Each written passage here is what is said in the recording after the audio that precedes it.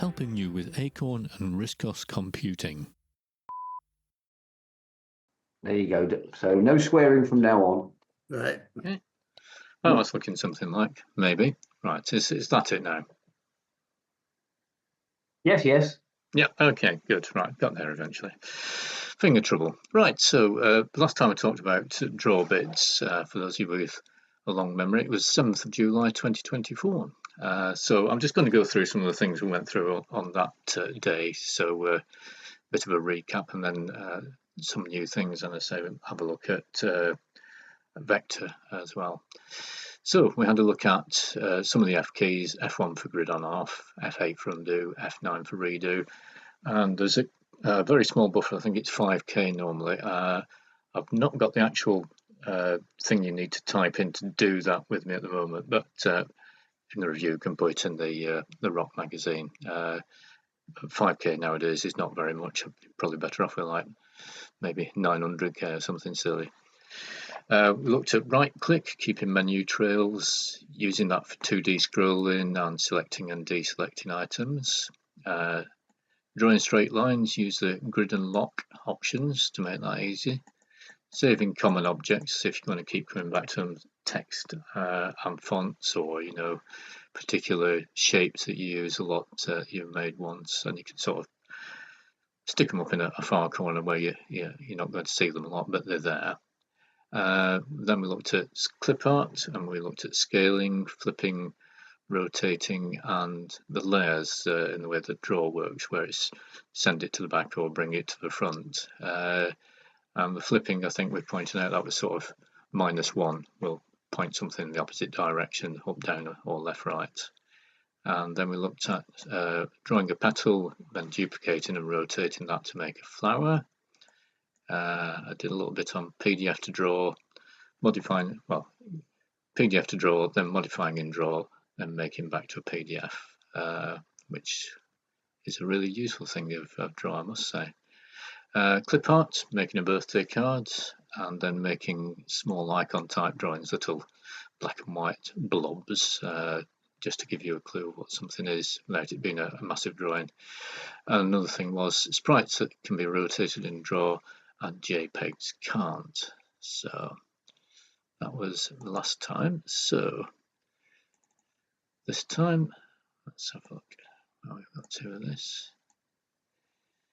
So I mentioned increasing the draw undo buffer. So unfortunately I've not written that bit down, but I know it's just an F12 and a little so I think it's something like set draw undo buffer string, and you put the number of bytes in it, and adjusting shapes. So what we'll do, we'll have a look at draw, which should be lurking, and this I find very unusual to do. So let's, here we go. Let's have another one and just put the paper to landscape. And this is where you definitely have to have a 3-button mouse to do something with it. So if we just drew a rectangle, and we'll make that a fairly thick line so you can all see it.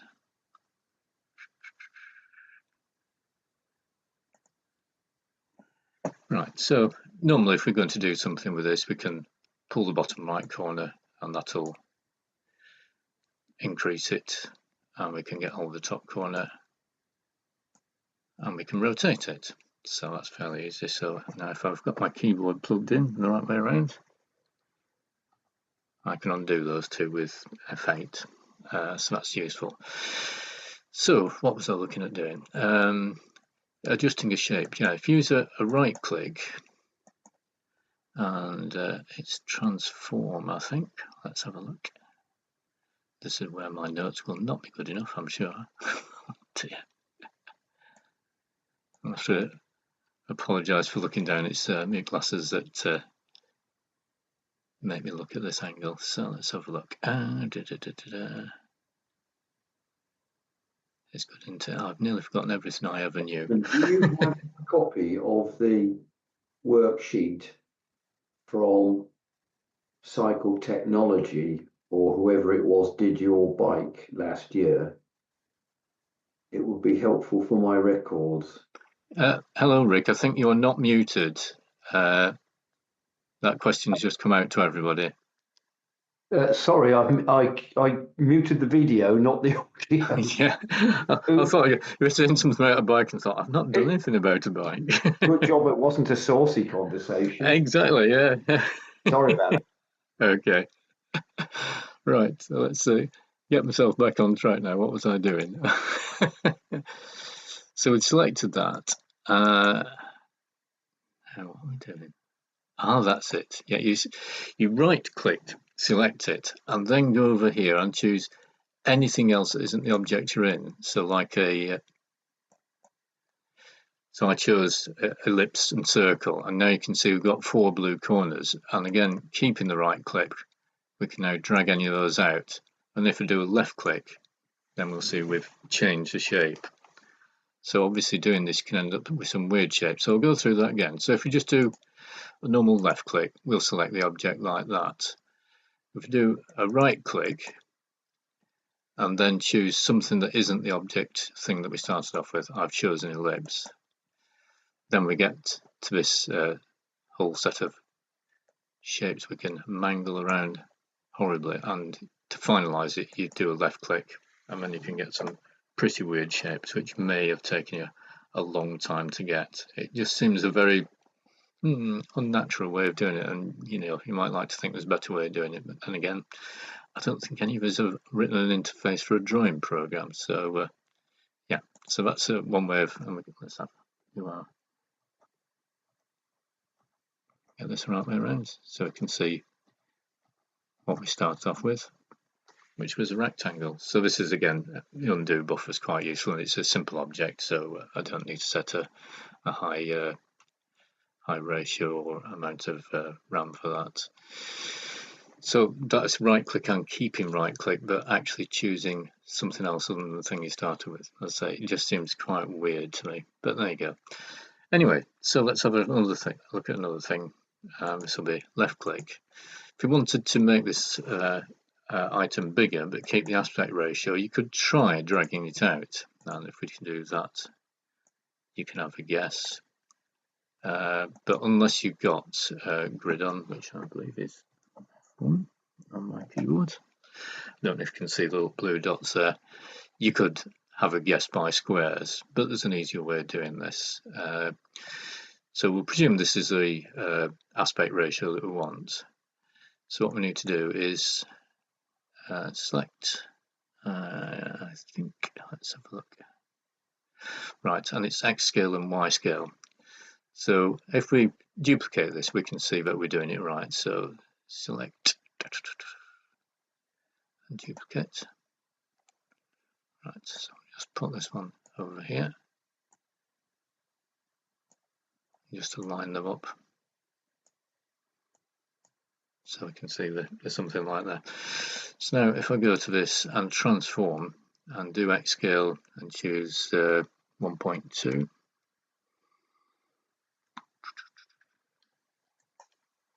and keeping, I did that on the right click, and again I choose 1.2 with this one. You can see we've kept the aspect ratio, and in fact if we try sticking one inside the other, you can sort of see it's kept its aspect ratio that way around. Might not have done because of being as well as it should do, because of great constrained, I think, to to be on the grid, won't it? Yeah, if we did it on lock, that would have got it wrong. So an easier way possibly is to draw a circle. Let's draw a little circle. And this is where I will constrain it. Grid, lock, auto adjust, and then we'll pull the lock off in a bit. Let's just get rid of that.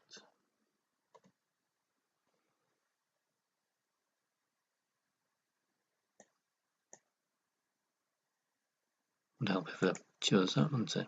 There we go. Right. Not having good luck with my finger at the moment. What's going on? Ah, well, that's definitely not a circle, is it?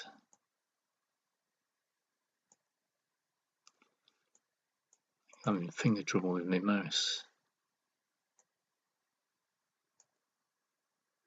I'll get there eventually.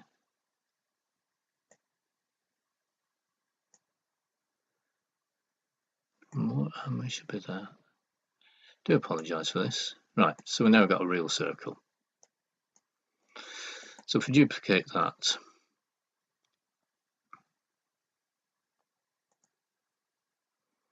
stick it off to the side,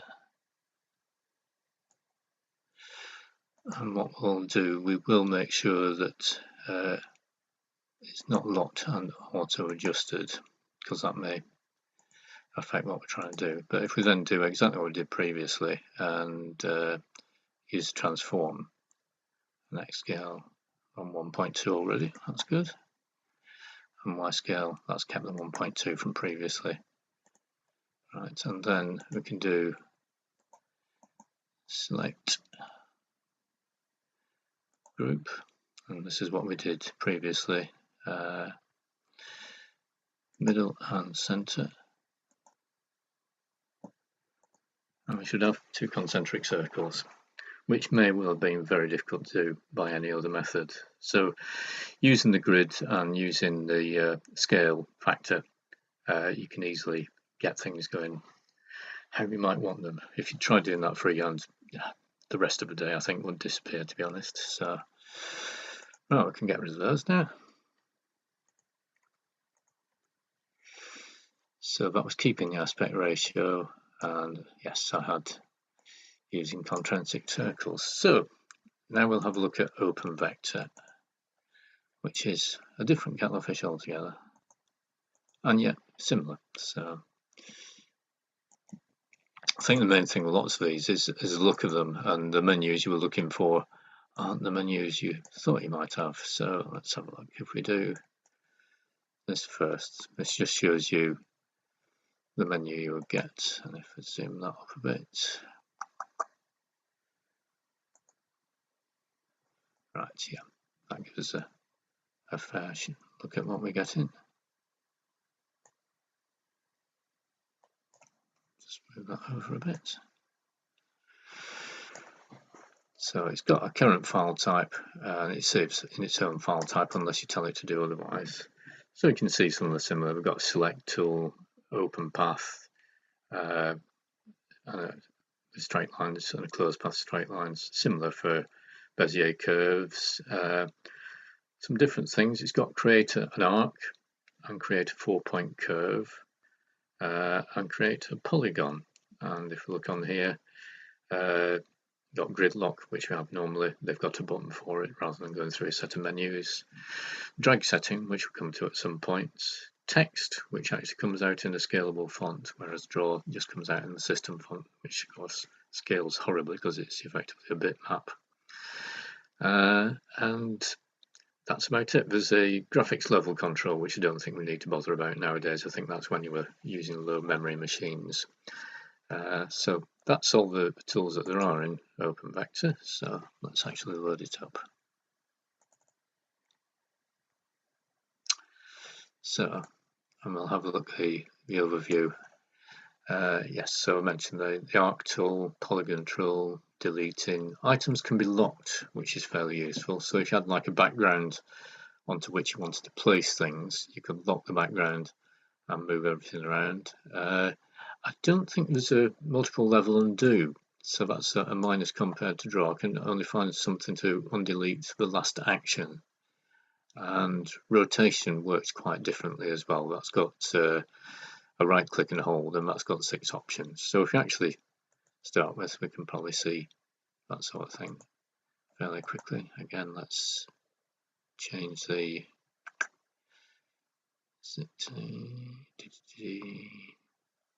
page size.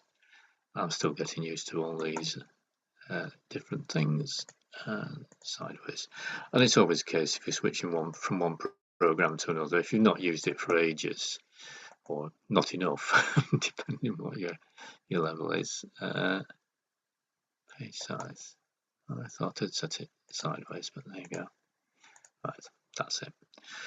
Okay, so we can see we've got a different sort of look to it, which you would have guessed, shouldn't we, really?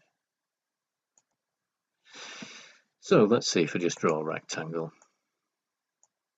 Right, and it comes up at an OK line thickness. And you can see when we select it, we actually get 6 points along it. I'll just change this to a filled item. And again, this is slightly different. You use path mask and then fill overlay and then pick a color. So let's do that in green and OK. Right, so you can see we've got a green rectangle and we've got 6 points. Now you can drag things and it comes with a, I don't know if you can see a blue circle with many points on it. So you can expand something one way, but you can also grab the other corner and contract it again. And you could just pull aside and keep the width but change the height, or keep the height and change the width. So it's a different way of working with the object. Now one of the things is quite different. That's where I have to remember all the different things. Let's see, what did I say? Yep, not good enough notes. So let's try. I'm looking at rotating. That's good, isn't it? Select, lock, select, touch and close.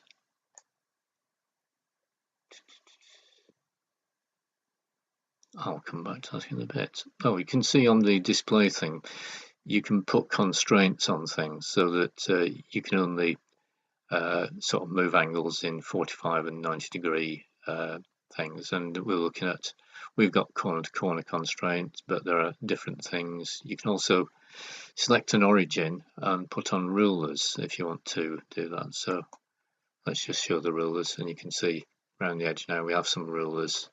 So if you're working in absolute terms, that might be quite useful for you. We're not, so I'll leave them on anyway. Right, so I'll come back to the rotating. I think if we just grab that corner, yeah, it will not rotate, it'll just do that. So it's another menu. So it's a different way of working with the drawing to draw itself. I'm sure we'll remember it as I get round to the next item. So what else we can do? We can get rid of that.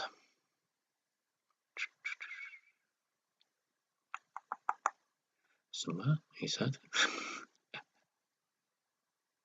Select, delete. Yeah, as I say, you've got different words on the menu and different lists for them to go through.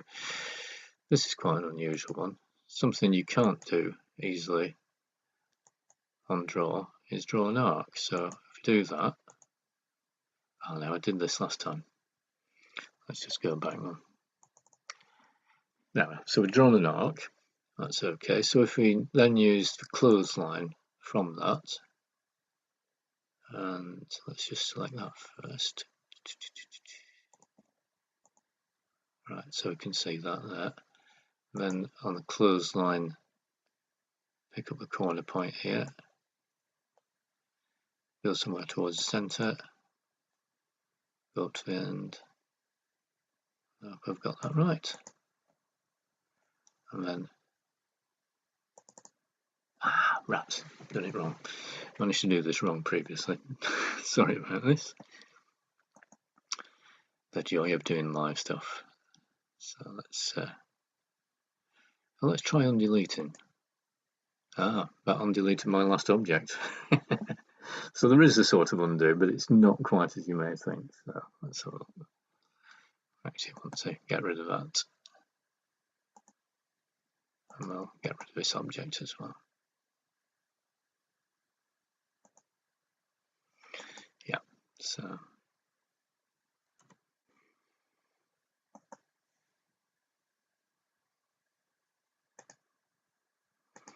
not doing very well at this deleting, am I? Sure, there's an easy way of doing this.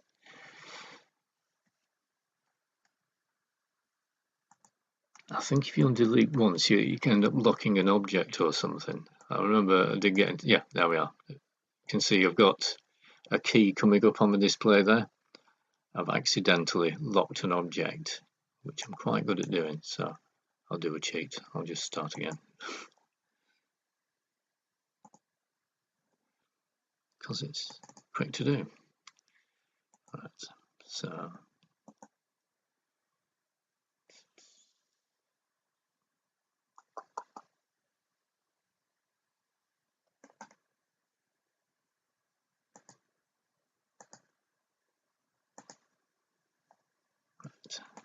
it's got a bit more space sideways. Right, yeah. So what I was trying to do, hopefully get it right this time, was show how to draw an arc. That's what I did again. Yeah. I'm very sorry about this.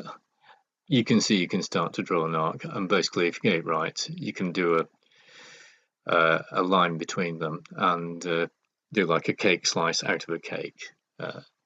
Obviously my fingers are not playing nicely tonight, so I'll give up with that one, I think.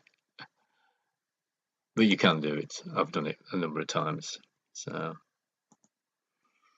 obviously double clicking once when it should be a single click. The joys of life.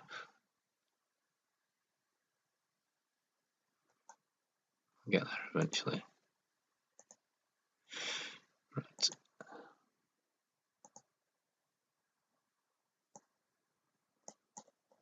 So one of the things I was saying was that text just comes up in a scalable font, which is fairly useful. So I've just write some gibberish, which I'm quite good at. We select that. You can see that's come up in a scalable font. Can't remember which font it is offhand. Let's have a look. So is that style? Yeah, it's text area and text font. So if you do that, then you come up with a requester of sizes and what I often use Hermiton medium. So do that, you can see that it's done that. And if you want, because I've just dragged it out, it's not got the right aspect ratio, but you can see it's instantly working in a scalable font rather than the bitmap font, which is often more useful, I think. And I've done it again, I've locked it. Old habits die hard, as they say, don't they? So, no. Is it Control X? Probably not. Knowing me. Yeah, there's an undo operation for locked. And have I written it down anywhere? Probably not. Oh dear. Sorry about this. As I say, you can practice as much as you want at home. When it goes live, that's when it goes wrong. So it's the curse of the WROCC. It certainly is. Yeah, let's just have a look. Probably on notes page 2 is where all the clever stuff is. Yeah.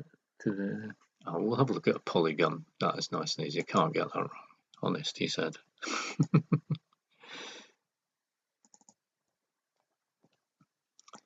So, again on the menu on the left, it's quite different. Getting used to having a menu bar. So polygon, there we are. So I think this comes out with a triangle. Oh no, because I chose the wrong thing, didn't I? I'm definitely having finger trouble tonight, I can tell. Yep, I'm locking things without trying. Ah, is it gridlock? No, it isn't. Oh, this is so annoying. I think the way it is, I'm just slightly touching the right mouse button. And that's affecting the drawing, so I might have to change my mouse, but I'm not going to do that while I'm halfway through. I'll just sort of live with it. So, polygon. Should come up with a thing to say what it is as we get to it. And that's that one there. So it draws a triangle first, and I think if we select that, we could choose polygon sides. Let's have a look.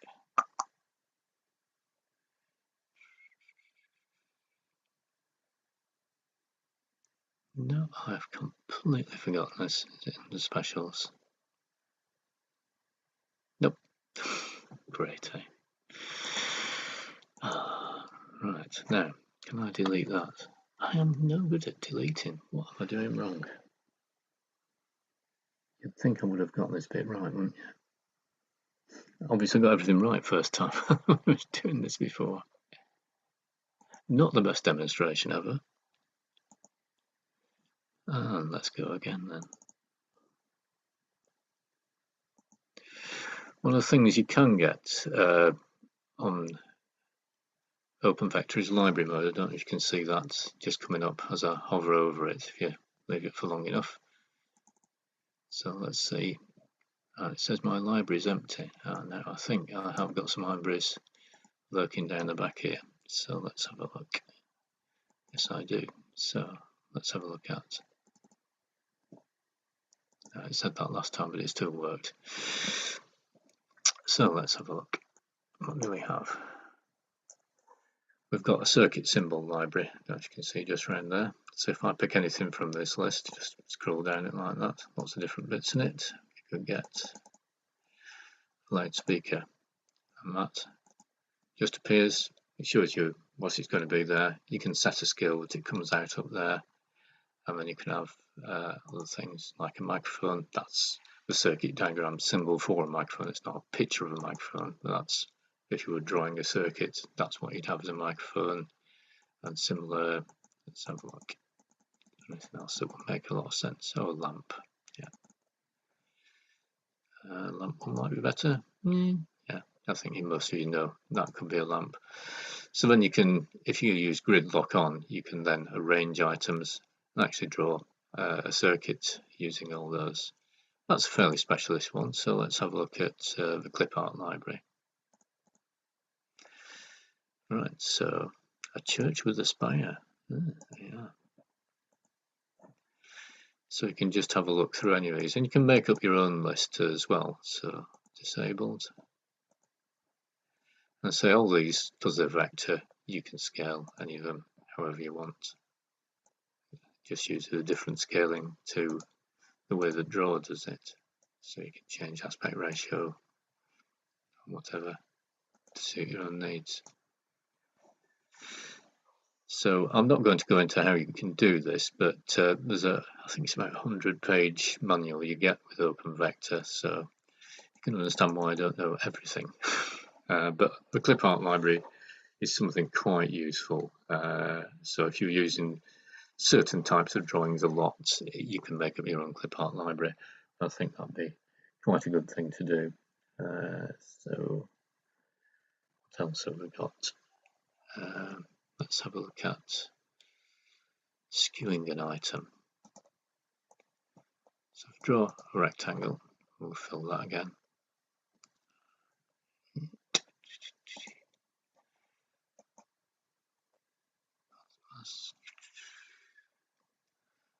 Let's have a blue one. And is it?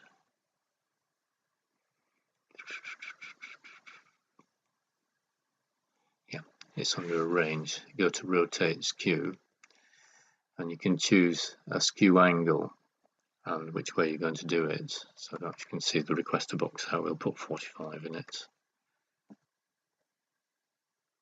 And you can choose which way it's going to go. I'm going to do a horizontal skew. But that's where you will get the rotate from as well. We were trying to rotate something earlier.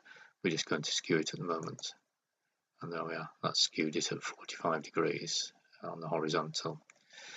So now if we went to that again, let's have a look. Rotate skew, and this time go to rotate. And it's rotated the skewed object. So you can see for certain things it will be easier. I think the only complication comes if you're trying to save loads of layers.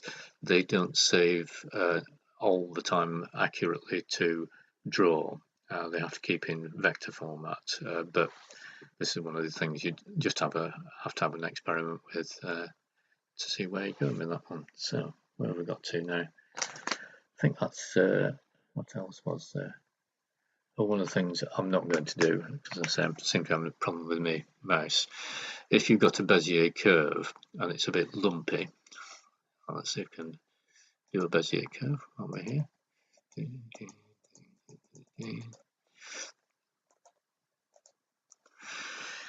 That's not too bad, but you can actually smooth out if you had a really exaggerated node somewhere. So let's get our nodes back if we can. No.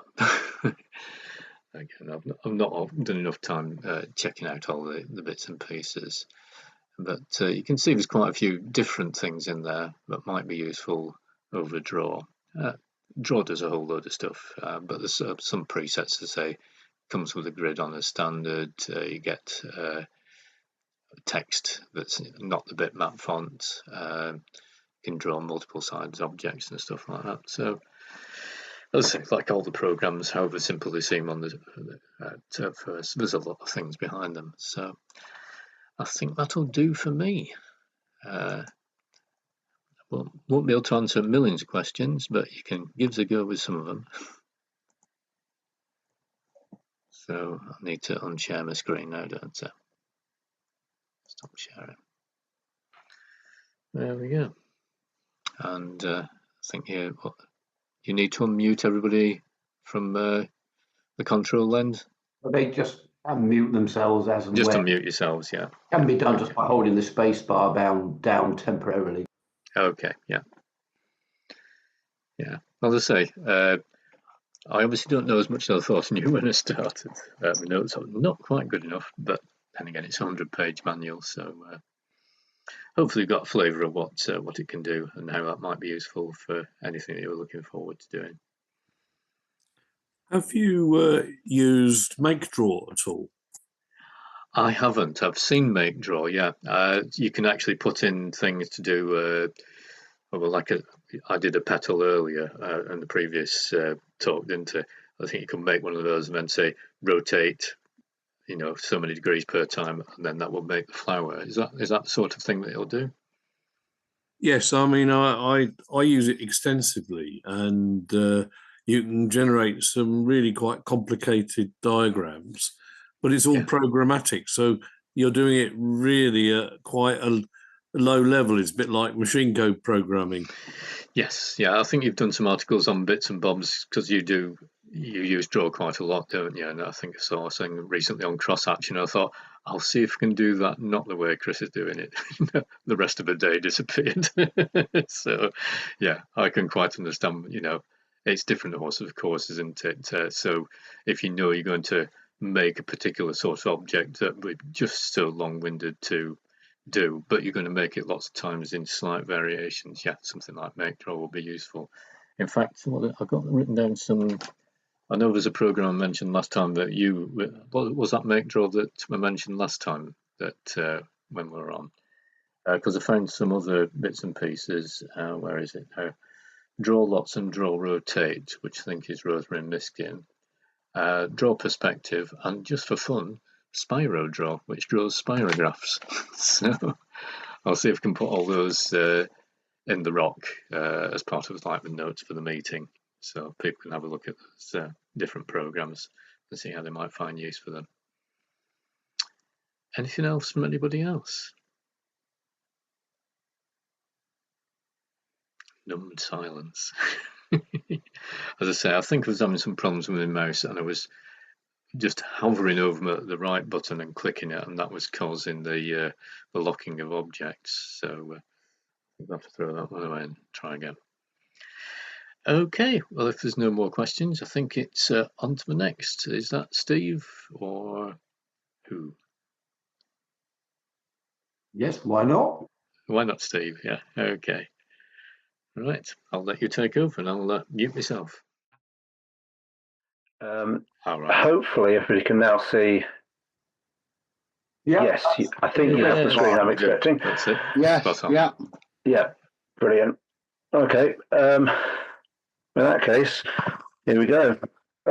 So anyone who was at the RISC OS North, I think it was called, at the weekend, or indeed who spoke to me at any of the shows last year, will know that I've been in the process of porting a whole bunch of puzzle games across to RISC OS. And I just thought it might be interesting and to give a little bit more background to that and what had been involved in it and how we'd got to where we had, for anyone who was interested. And maybe fill half an hour of the meeting. So I came across. So for those who haven't seen them, the puzzles are Simon Tatham's portable puzzle collection. We'll come on to exactly what those are shortly. But I first encountered them on Android. Here they are. You should be able to see on the web browser in front of on the screen at the moment. The Android port and Google Play Store.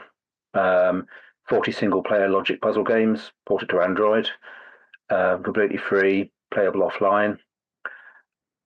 And they're all generated on demand with adjustable size and difficulty, so you'll never run out of puzzles, it says, which is a reasonably accurate description. I played about these for quite a while and eventually did a bit of research to try and work out why they were called Simon Tatham's portable puzzles. And it led me back to Chris Boyle's website, Chris being the person who ported the games to Android. And a bit more digging led me to Simon's own webpage, which, as you can see, has got pictures of all the little puzzles on it. We'll come back to them in a second. It's actually turns out it's a collaborative effort. There's a lot of people involved, and you can probably just about see some names at the bottom of the screen here. I've lost track of, I didn't count how many people had contributed games, but basically people have sent Simon additional puzzles in after he built the framework up. And he's added those into the collection. So basically what the portable puzzle collection is, and he explains it quite well at the top. He says, I wrote this collection because I thought there should be more small desktop toys available, little games you can pop up in a window and play for 2 or 3 minutes while you take a break from whatever else you were doing. And I was also annoyed that every time I found a good game on, say, Unix, it wasn't available the next time I was sitting at a Windows machine, or vice versa. So I arranged that everything in my personal puzzle collection will happily run on both those platforms and more. When I find, or perhaps invent further puzzle games that I like, they'll be added to this collection and will immediately be available on both platforms. And if anyone feels like writing any other front ends for platforms I don't support, which people already have, then all the games in this framework will immediately become available on another platform as well. And if we scroll down a little bit towards the bottom, somewhere there's a link to a variety of different platforms that already are supported. So we've already seen Android, Symbian S60, the Palm, iPhone and iPad, ported by Greg Hugill. So if you've got an iPhone, it's in the App Store there. Curiously, they've only got 38 puzzle games at the moment, and Greg's own page says for 36. So I'm guessing he's a little bit behind the curve on the porting there. But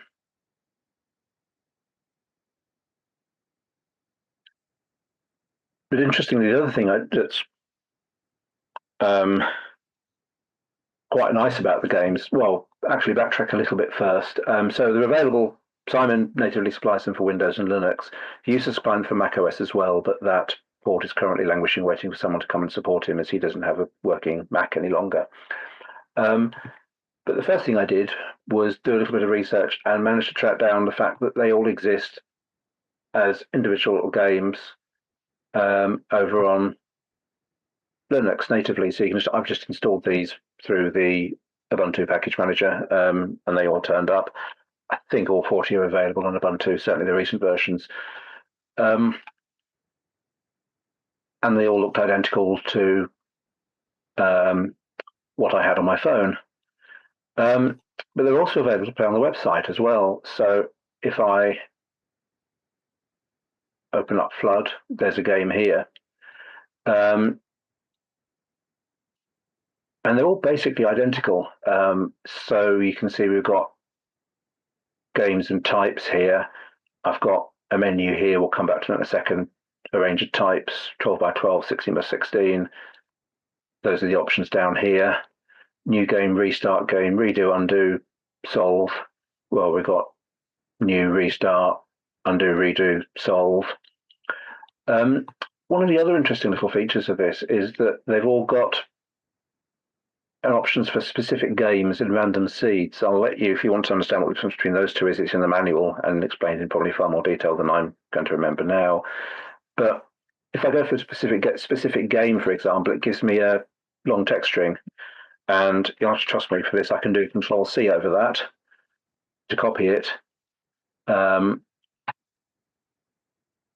I can go into enter game ID here and paste it in.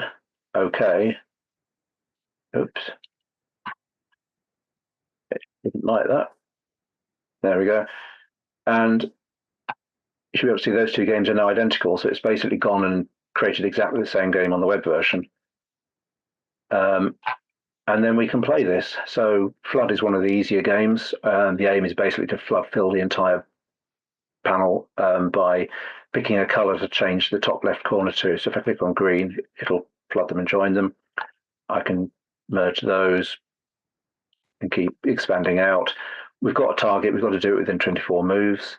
So one of the strategies here is to try and pick big blocks that are running deep into the other colors so that we sort of expand the area as quickly as possible.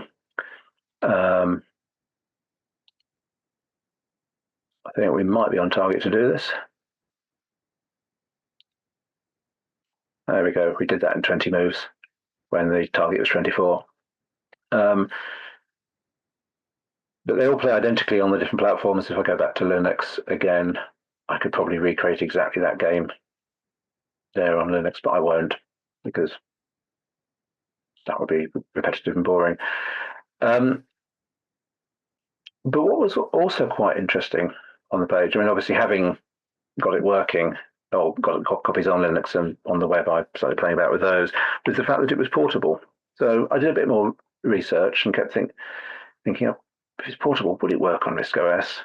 And Simon publishes quite a lot of useful information on the page. So down the bottom here, he's got a development section. There's some very extensive, he says it's extensive, it is indeed very extensive developer documentation. He documents, the drawing APIs that the games will use. We'll come back to this in a second.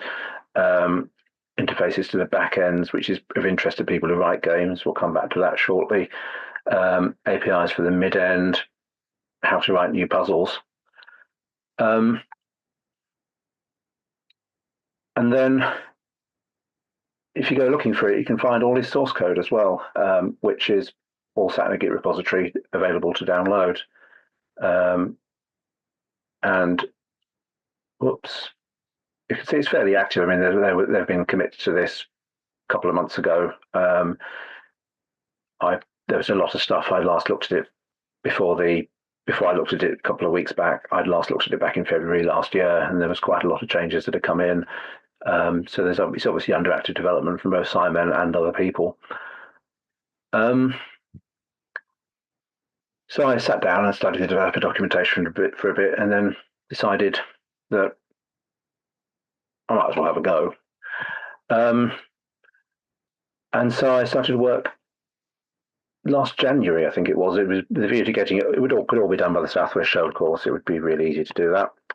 I started work on a RISC OS port, and here we are. So I'm just going to very quickly run down. There is basically one file in the source code that's really of any interest to us.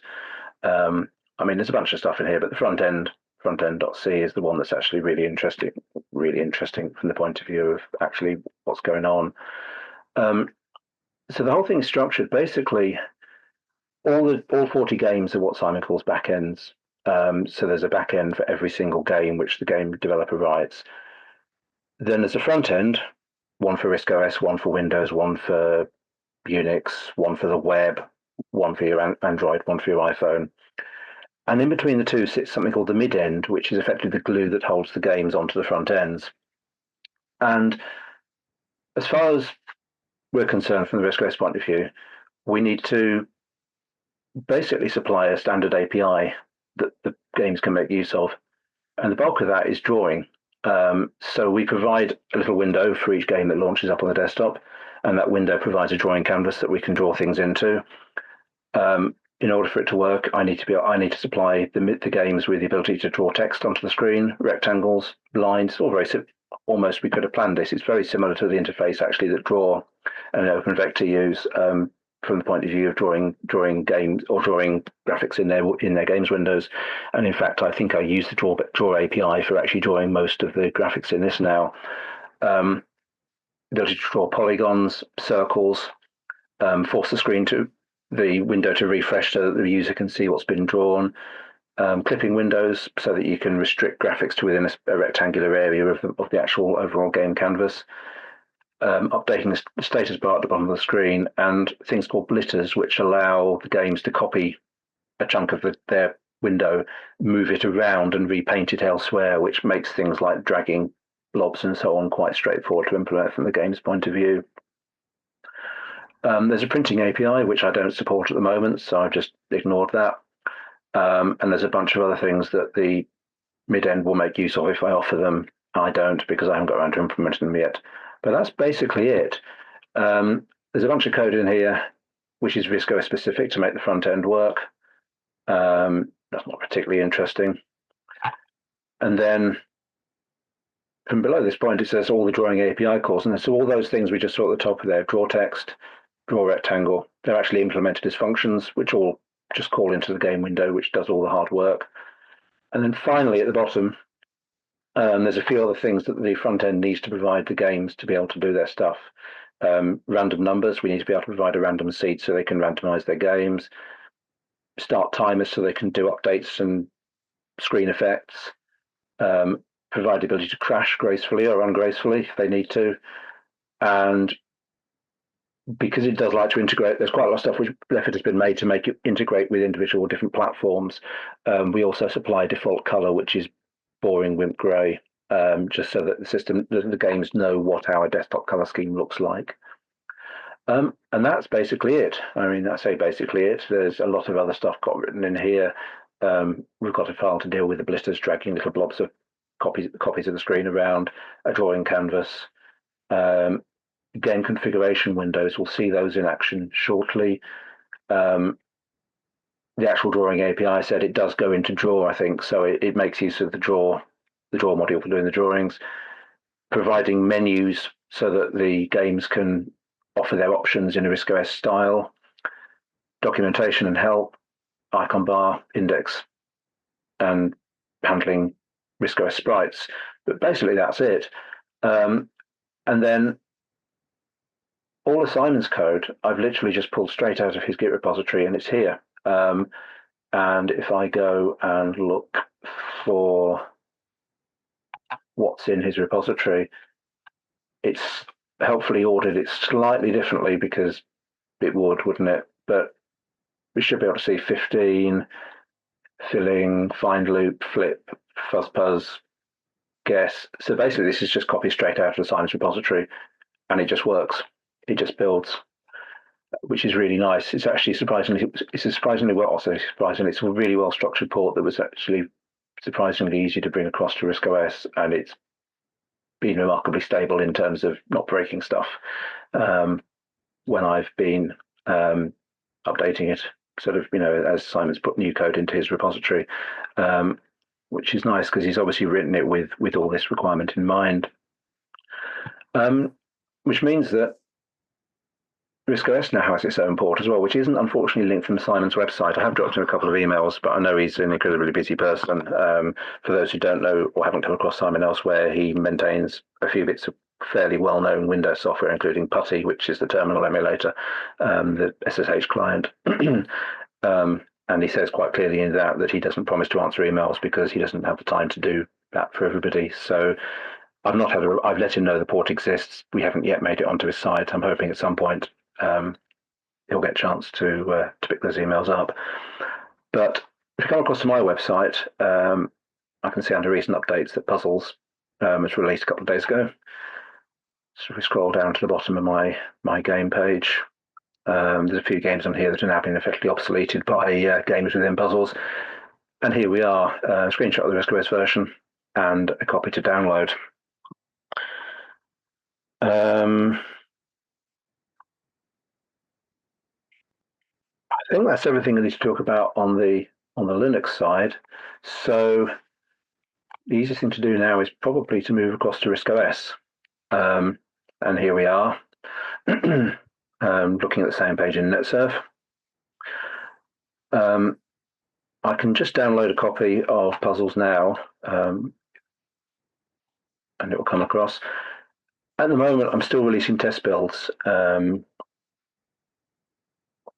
All that means is they're a snapshot of the source code from the repository as it was when I built it. I've made no effort to really check it thoroughly out and make sure it's all sort of reliable. I mean, to be honest, it's very difficult as a one-person software development operation to do that for the full releases as well. But usually, by the time I get to a full release, certainly for a sort of non-0 point numbered one, I'd have hoped I'd have had some either feedback from users saying it all works, or no feedback at all, which I assume is always good news. So the test builds are literally just built out of the repository as it stands. At the moment, there's a few known bugs still that I need to try and get around to fixing out. I've downloaded a copy of that, so I can get rid of NetSurf and open that up. It basically comes with documentation, which is one of the big innovations this year at the show at the weekend, was the fact that there is now actually documentation for all of the games and the software brought across from Simon's. And I can just drag that into the filer somewhere and run it.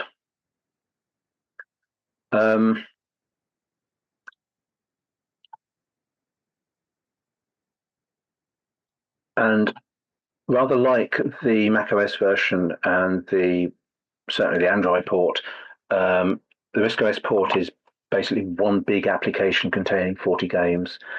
I thought about building it like the Windows and Linux versions, which are 40 separate applications, and realized very quickly that would need me to register 40 application names with RULE, who would probably get very bored very quickly, as I tried to find games that were close to Simon's, or names that were close to Simon's names and which haven't been taken by other people. And I'm pretty sure I've already got some of those registered myself for other software, so that wouldn't have worked. So I went for the single application called Puzzles, which contains 40 different games.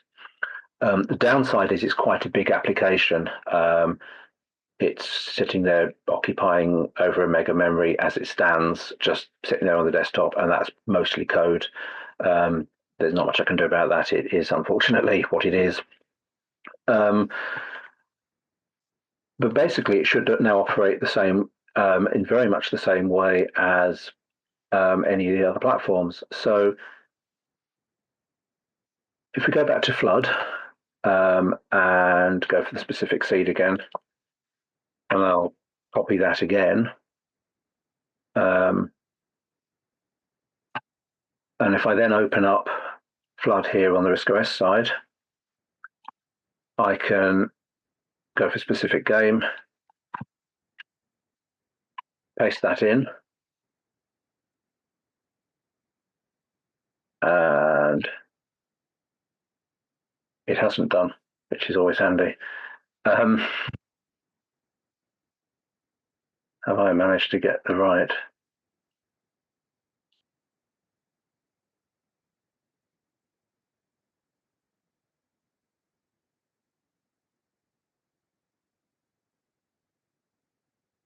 I don't know how to use the RISC OS clipboard. That's my problem.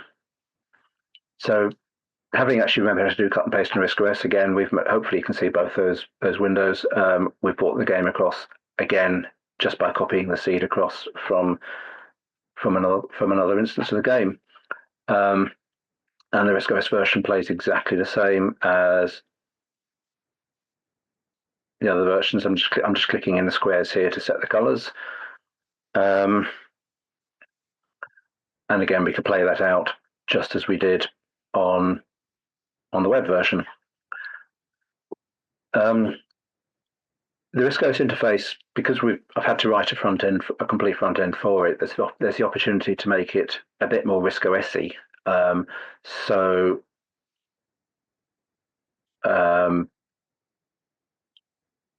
Unlike perhaps the other games, there's a single menu click opens up a game menu. One of the things we have to be able to do as a front end is take those lists of games that the individual backends provide and present them to users. So we do that in a RISC OS style. There's a custom game dialog box which will look very similar to the ones if I come across to Linux and choose type custom. They look very similar. Quite a lot of effort went into doing that because the game provides a dialog box, what it wants in the dialog box, and it's up to the front end to make it all look like a user of that platform would expect. And so quite a bit of time went into making this work, but I'm very pleased with the results having got there. We can restart games, start new games, enter specific games or random seeds. We've got a solve option. I don't know if it does much. It'll in Flood, Solve will actually offer me suggestions on what to click on. So you can see little black dots have appeared there telling me what color it reckons.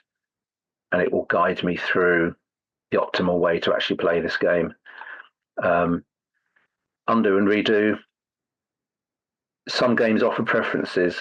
This is something actually that the RISC OS front end is slightly ahead of the curve on, because I don't think all the other platforms currently offer preferences interfaces. They certainly didn't when I looked into it last year, because it was a reasonably recent addition to the system, to the API.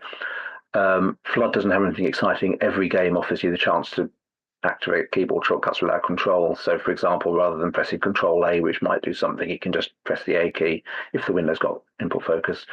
But some of the games offer more configuration options. We'll see those shortly.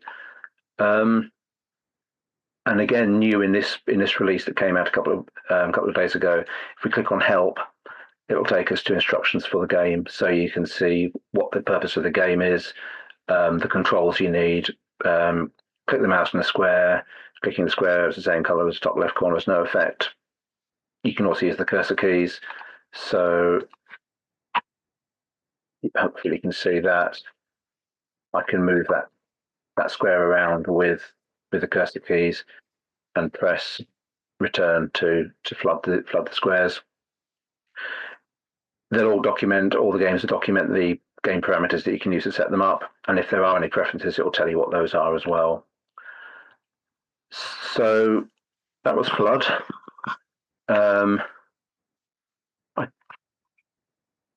There's 40 games to work our way through, so I'm not going to go through all of them. You'd be very pleased to know. Some of them are quite mathematical. For example, we've got Solo, which is your standard Sudoku.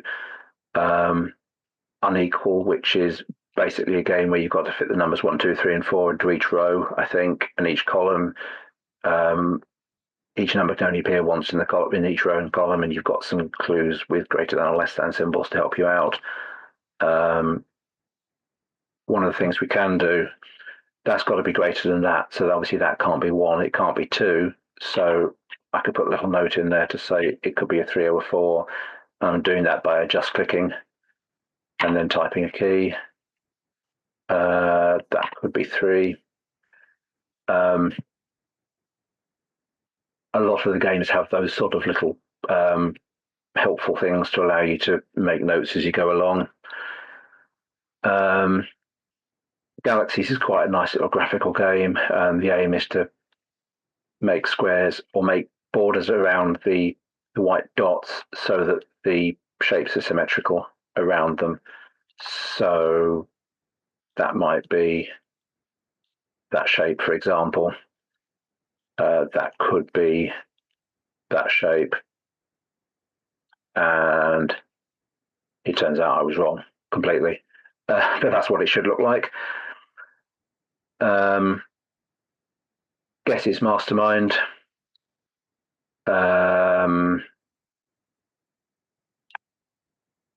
Towers is another numerical one where the aim is to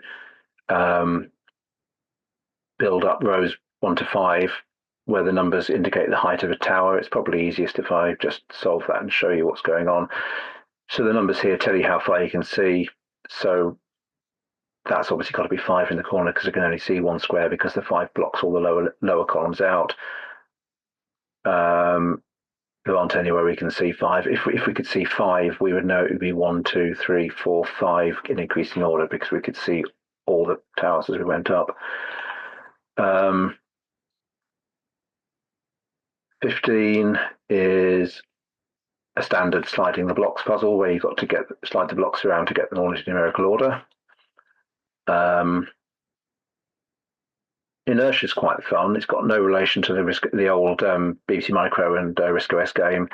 The aim is, it's a bit more Repton-like in some ways. The aim is to slide the little green blob around so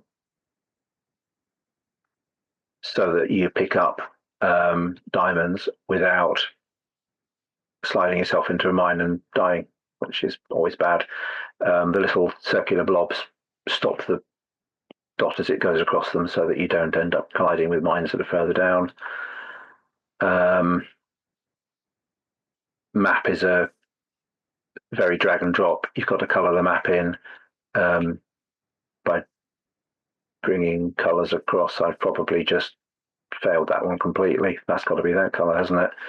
And then that could be that colour. So that you only have 4 colours. They can't have adjacent colours side by side. Which is mathematically obviously always possible. It's just a case of working out what the solution is. One that seemed to infuriate a few people at the show on Saturday is Untangle, where the aim is to drag the little blobs around so that the strings in between them don't overlap each other. It looks deceptively simple and turns out not to be. There we go. That's nice and easy. But if you go for 25 points, it suddenly starts to look a little bit more scary. With net, the aim is to join the pipes up so that all the squares are connected up to the central point and lit up. We solve that one, something like that. And there's however many others that we've got there that I haven't looked at the moment. I said about the options.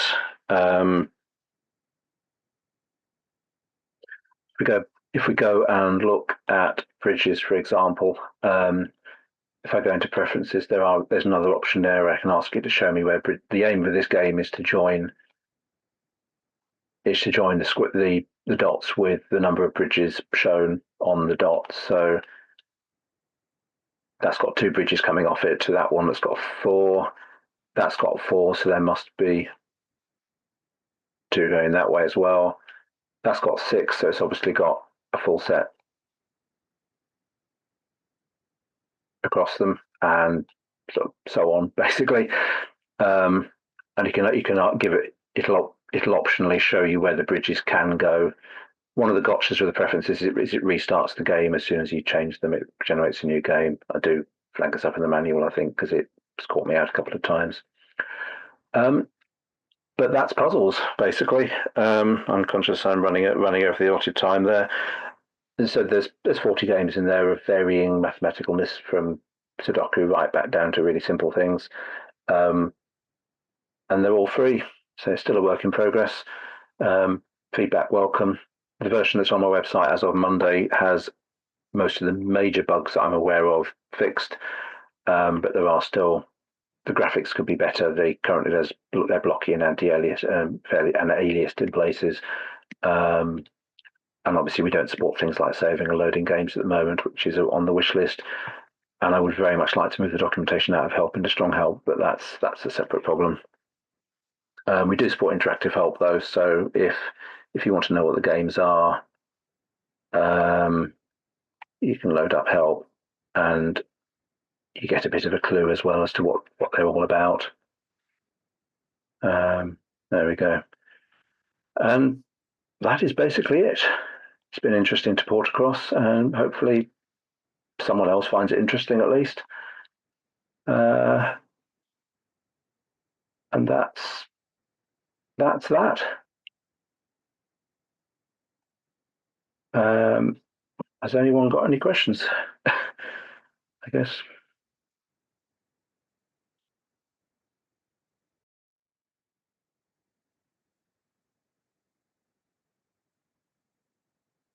Right, okay. This is an update to the talk I gave last year on the world of broadband and phone line changes. So it's part of the same slides from last year, but with lots of updates. I'm updating it right after this afternoon, so with the latest information. Certain things have not changed, other things have changed, deadlines have changed, things have come to light, and that. So I'm still covering the phone and the broadband, two separate sessions, because they're two separate sets of changes happening in parallel, which has caused a lot of confusion, but added to which not helped by the marketing people who have just added to the confusion. The main change first is the end of the analog phone line, which is part of the old public switch telephone network, the old analog phone, and the second is to move to the full fibre-based broadband network. They do have interconnection to some degree, depending on the people involved. So I'll look at phone line changes first. Basically, they've been around for a long time.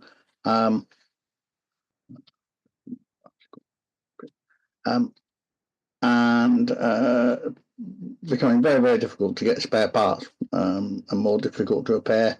The people who could maintain them are either retired or gone, and you can no longer order a plain analog phone line as of 2023. So any new orders for things will be based as a digital version, either digital voice or using a VoIP phone line. Now, a lot of it's still the same. If you want a phone line, you have to go digital, one form or another. It will use a basic up to about 0.5 meg broadband, although it doesn't actually use the broadband. It uses the broadband network, but it's actually just a phone call. In most cases, you can plug your phone or your cordless phone, including DEC phone, into the router. Sometimes you might have to use an ATA adapter depending on the routers. Some routers have a built-in DEC base station, such as the BT Smart Hubs 2. So you can plug your DEC phones in and use the base station in the actual router. There are a number of routers out there, but not all providers are now going to be providing phone services. So some will just provide a broadband line.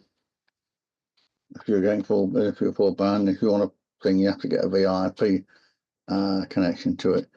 But people actually wanting phone line, actual just phone lines, no broadband service, they can get it, but it'll be just a very basic connection, which still have a router, unfortunately, of some kind. They're looking at changing that, but that might, I doubt it happened for quite some time.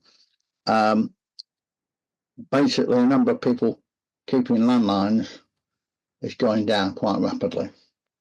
People using the mobile more and more, and it's often cheaper. So you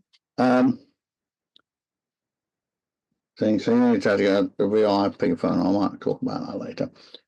One or two updates here. The ones that have been read are most of the updates. You can now use your existing extension wiring in your property can still be used under certain conditions if you need it. It's called voice reinjection, but you don't use your master socket anymore. Your master socket has to be disconnected, and or the wires coming in from the outside have to be disconnected. Otherwise, it will cause some interesting effects. So that here, they took the old analog line away. They took the actual cable away. But what you can do is just have instead of having, I can have like a an extension socket where your master socket was, and you have a cable from your router plugged into that, and that then feeds round the extensions. So it's relatively straightforward. There is a couple of websites, and they're on the list at the end of this slides. I think there's several videos out there on YouTube about it. That's something. You can keep your existing phone line number. If you say, like I left PlusNet, which only provide a broadband fibre line, they don't provide the phone service anymore. I had 30 days after I lost my phone service to get it provided by a VoIP service, or and that's now a requirement by Ofcom that they must keep it available, locked away, if you like, until 30 days are up. Then it'll go into the scrap heap, basically. One important thing to note is fax system may or may not be supported anymore. Some VoIP services may or may not support it. Digital voice from, say, BT or Zen Internet won't normally support it. Ofcom now changed the rules actually in 2023, actually, to say your phone line provider no longer have to support fax system. Up to that point, they have to have a provision. But number of fax machines has gone down. People are sending them as attachments or scanned images. That's basically all a fax machine was. You just scanned your image and sent it down the phone line. So they're going out. A lot of hospitals aren't going to like that, but there's quite a few hospitals still using a fax machine. The current official deadline for the changeover for phone lines, for the phone side of things, is still December 2025. But the other wholesale providers may have a different deadline, but they're not going to be far behind. But as a result of the telecare systems, I should say, not being updated by their service providers, an extension for these users to the end of January 27 has been agreed after the government stepped in and basically, to put it politely, put a rocket under the the telecare providers, to get their act together and speed up the changeover. They've known since 2018 it needed doing, and a lot of them have just dragged their feet.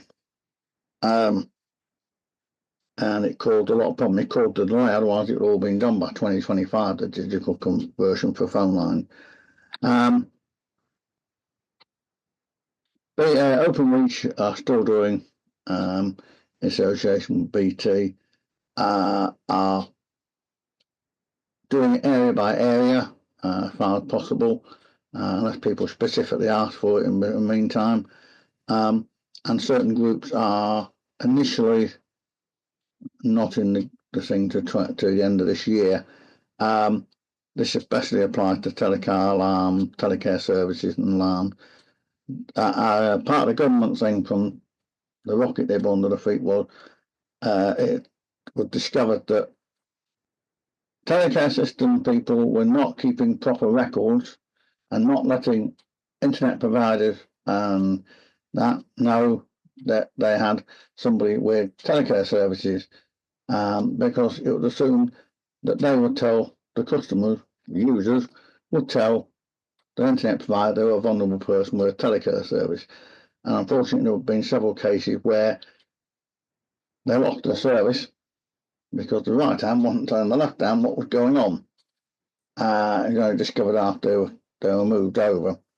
And tragically, apparently, it happened in 2 cases with Virgin Media, and 2 people died as a result. Another reason the government put their foot down on this lot. The main providers, BT, Virgin Media, TalkTalk, EE, and who's the other one now? The 4 big ones have all now set up joint teams between telecare providers, the communication providers, they tend to be called nowadays rather than ISPs, and the local authorities, etc., to share information properly and sort of using migrate safely. And they're saying what's happening is people are going out, teams are going out to people with these, moving them over, make sure they've got the correct equipment, moving them over, and making sure it all works before they leave. So it's all properly coordinated and controlled thing. It also turns out that some people who are registered as having telecare alarms and what have you no longer have them, and records haven't been updated.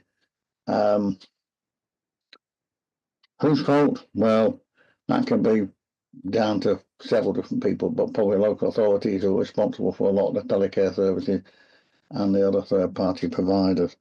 Hopefully the new joint teams will solve a lot of the problems. They're already working on it, and it seems to be working from the trial they've done already. That has improved situation a great deal. So that hopefully will help for stuff being done all on time. The government doesn't want it to go beyond January 2027. They've been very firm about that. One of the reasons for the argument about telecare services is that point I put in red there is they wanted somebody else to pay. Well, it pointed out that, hang on a minute, those telecare providers, you're collecting money from the customer every week or every month. And it's supposed to include your maintenance and update requirements thing. It's not cheap telecare service. I know, because I looked at getting one at one time. And it seemed they wanted somebody else. They were making a lot of money out of it, but then didn't want to spend the money on doing the conversion, which they've known about, say, from 2018. They wanted the government to pay for it, and they wanted the ISPs to pay for it, but they didn't want to put anything in it, even though they were getting paid money to provide the service. Alarm system, monitored alarm system, this is. Just got an ordinary alarm system, no problem. Monitored alarm system, they just need to know, the alarm system supplier need to know that the equipment they've got is digital ready, and most equipment is. Mine was converted about 3-4 years ago. And in fact, it's a commute module 2 being used in. So we've got a connection with RISC OS in the background. And they often have mobile signals for fallback as well, which again can happen with the telecare services. They often have fallbacks to mobile signal. So for some reason the broadband goes down, they can switch over to automatically to the mobile signal, or the other way around. Now, the analog phone service used to have battery backup, usually at the exchange, and from lead acid batteries, and also in some of the green cabinets they had small battery packs which could keep the line cable going for an hour, a couple of hours or so. That's all gone.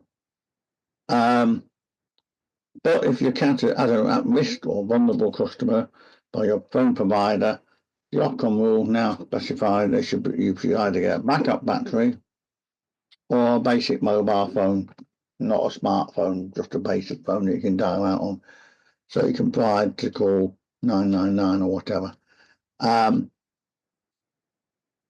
But recently, in fact, the last month, I think it is, the main CSPs have got together and are now making available a backup battery with at least 4 hours and possibly up to 8 hours backup battery for supporting your phone and router connection to the fibre network. The one they're looking at the moment, keep a small reserve in the battery. They always keep a certain percentage of the battery on one side for when the main part goes down. Is it still there for making emergency calls and recharging only. That's a big improvement. If non-vulnerable people want it, apparently it costs about 150 quid. But they are at least doing that. The big problem, of course, is with a big power cut, or by storm or whatever, or like what happened to me about a month ago, where we had a 10-hour power cut. Basically, the electric wire under somebody's drive blew up. Anyway, fortunately, give me a second.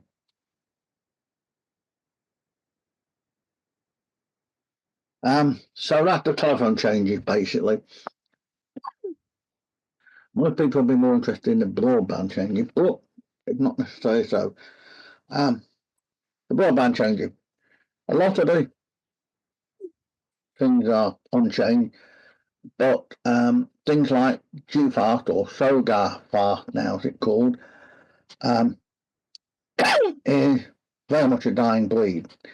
No new GFast networks are supposed to be being sold, but apparently there are two obscure providers who are prepared to give it, but you have to pay through the nose for a special router because they're in very, very short supply. In fact, especially OpenReach haven't got any more left. They're only second hand on eBay.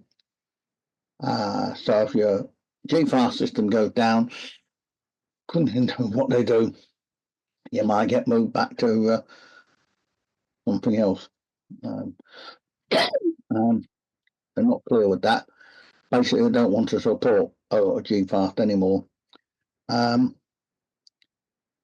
In the fibre to the premises, fibre to the building, it's still pretty much the same. Just OpenReach aimed to for 85% or 25 million properties, roughly, of their network to be full fibre enabled by the end of December 2026. So you can see the slight different expiry date. There will be some properties that will not get onto full fibre in certain very rural areas of the country. And it's not clear what's going to happen to them, but could be they get broadband or Starlink or something like that provided. The coax network, our Virgin Media, got to be clear here, there's Virgin Media also own Next Fibre, not Next Fibre, Next Fibre, NEX Fibre, no T in the word, owned by the same companies that own Virgin Media. They're rolling out a new network, which is the same as the sort of network being run by OpenReach and the altnets. But also in the meantime, Virgin Media itself are been slowly replacing all their old coax network with a proper fibre network, just like all the other providers, under a project called Project Mustang. And apparently it's due to go live any day now. They've been doing it, rolling out for the past year and a bit.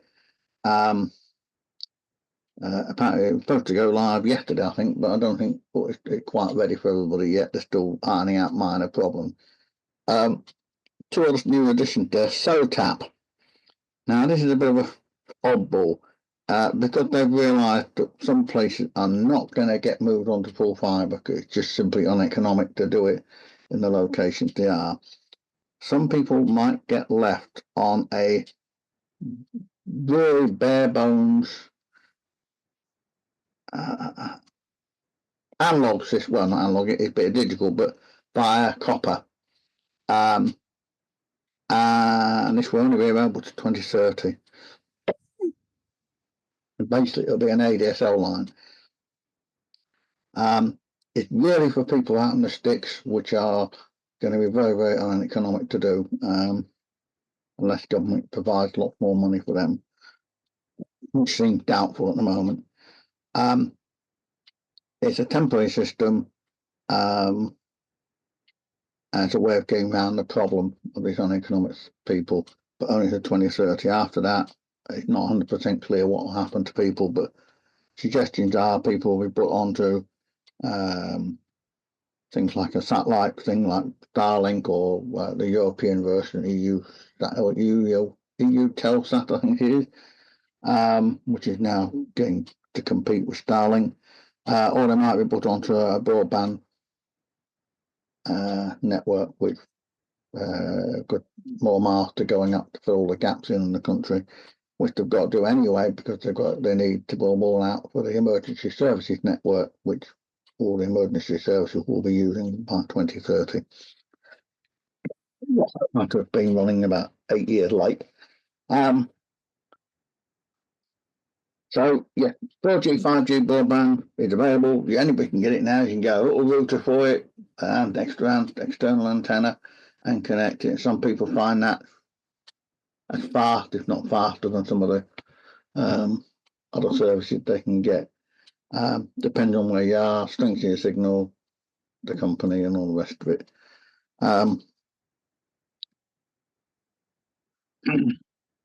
Now, type of broadband, the two examples there, fairly standard one by open reach anyway. Fibre to the cabinet is where the fibre cable goes from the exchange to the cabinet, and then it's normal copper or aluminium to your property. That's fibre to the cabinet or fibre to the premises.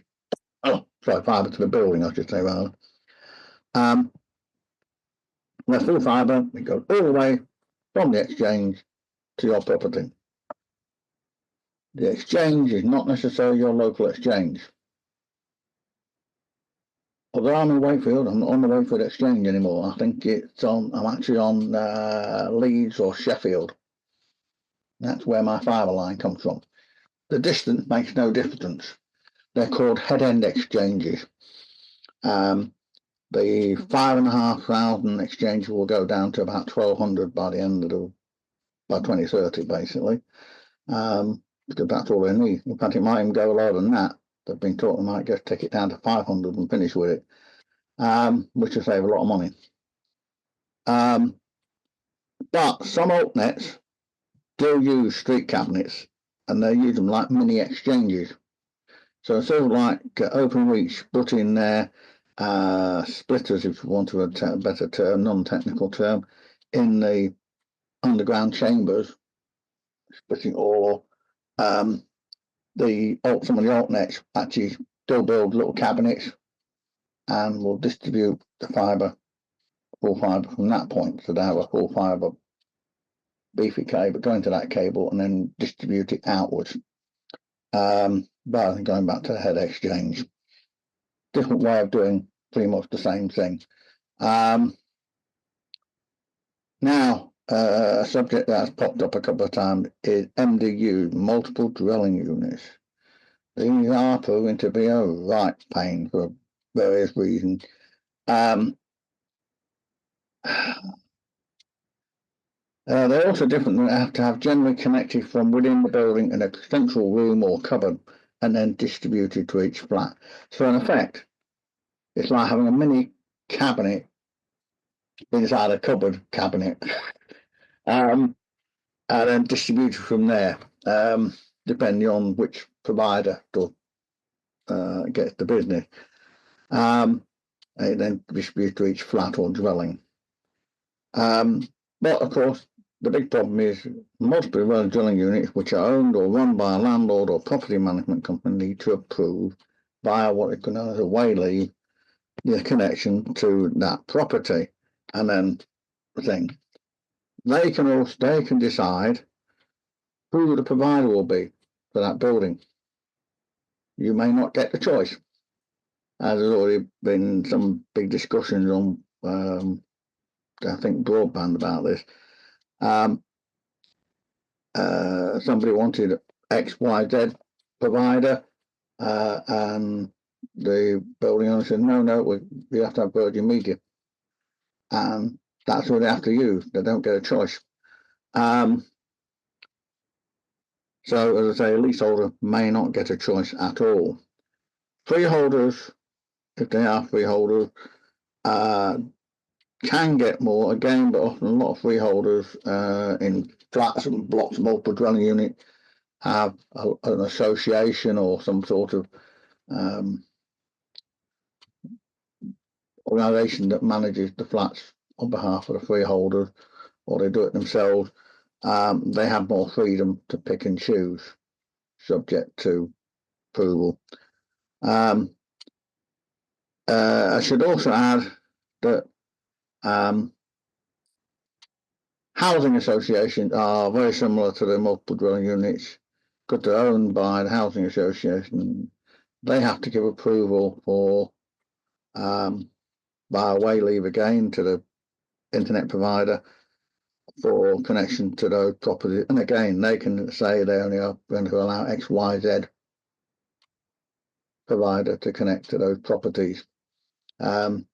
This has been raised in Parliament, apparently, that it seemed to be restricting people's choice. Whether anything comes of it, I don't know. There's nothing being I'm aware of that's been announced regarding that lately. Chris, one point on that. If you're having fibre to the cabinet, then you don't need to worry about any way leave. I mean, I live in a block of flats, and individual flats have been moving to fibre to the cabinet, and there's been no need to do any way leave. We're not going to be forced to go to the fibre to the premises, are we? Yes, everybody will be going fibre to the premises. There is no fibre to the cabinet will be going. It's on its way out. That's what's happening. We're moving over to full fibre network by the end of 2026. So everybody at some point in the next 20 months or so will start to be moving over to full fibre. It might go after 2026 for multiple dwelling units. That's why a lot of them are being done last of all, because of delays in getting way leave. There is now a legal requirement on landlords to respond to request for a way leave by law within a certain number of weeks. But even so, some landlords are dragging their feet. And that's why some of them are saying, well, yeah, you can come in. The thing, there is a challenge at the moment, because Openreach often, but not always, are the people who already have phone lines into those buildings, so already technically have a way leave to put the phone lines into those properties, as agreed by the property management either when they bought it or built it or whatever. And to be honest, it's an utter mess. And it seems to primarily affect people who might be leaseholders. But basically, fibre to the cabinet is going. We're going over to full fibre, so eventually you will get moved one way or another to full fibre. Chris, that's not been announced in any way yet. Oh, it is. It's announced. Full fibre, full stop. There is no end or bit. It is. Everybody is moving over to full fibre. I don't think because you have to have a fibre. You have to have a fibre connection all the way. The copper is going from. Well, they hope to start removing all the copper from about 2028. In fact, they've already started removing some of it. I'll come to that bit in a bit, but yes, it will be going to full fibre. There won't be any option about it eventually. The only option would be mobile broadband. If you didn't want to have full, if the owners didn't want to put full fibre in, then they would have to go mobile broadband. Well, I think this is it's been kept secret until now, Chris, that fibre to the cabinet is going to be discontinued. Why hasn't anything been said publicly? It's been known since 2018 that full fibre will be rolled out eventually to everybody. It's just taken time. And the main problem is multiple dwelling units, because they've had so much problems with getting the way leave, and the law would change to that to allow the provider to push to get it. It has led to delays that multiple dwelling units have been the last thing to be done because of the problems with it. The thing with multiple dwelling units, because the way they're connected up, they connect to the building in perhaps depends on the build, how the building's constructed. Some have a like central trunking to each flat. Some have storage rooms with just a cable, but you will get moved to full fibre. I know some people in Wakefield have already had their flats already moved over, and it's happening because they've got the way leave and they've been rolled out. I think they're using Gigaclear, I think it is, who specialise in multiple dwelling unit. But yes, it will be happening. The fibre to the cabinet will be seen. They're going to close the cabinets down. They're not taking any more orders for fibre to the cabinet. So basically, are you saying they're not taking any more orders for fibre to the cabinet? They will only take an order if there happens to be no, but the official policy is that everybody should be moved over to fibre to the premises. If fibre to the premises, full fibre is available, they will be moved onto full fibre. There'll be no other options. If they haven't yet got full fibre rolled out to those properties, then it depends on the capacity at the cabinet and what they're doing with it. Now, again, so everything's going digital. Now, they can provide the digital service of what they call SOGAR, which I mentioned earlier, which is a sort of half and half, basically fibre to the cabinet, but digital voice over that. But in terms of thing, that's why I say there's two parallel things going on.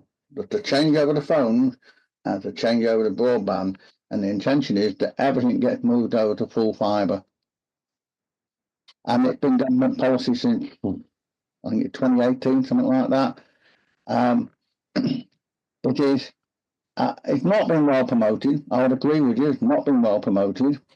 And it's not helped by the marketing people, confusing people by people thinking they've got fibre already when they've only actually got fibre to the cabinet. I've had this already with conversation. Several people on the state think they've already got full fibre. No, they've got fibre to the cabinet. That's not the same. And it's the marketing people who have really, really messed things up. Unfortunately, Ofcom have not done their job and say, stop this misinformation because it's causing the confusion. But it will happen.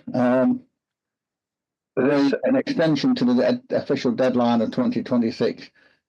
I don't know, but I'll mention some more about that a bit later on. This thing about that.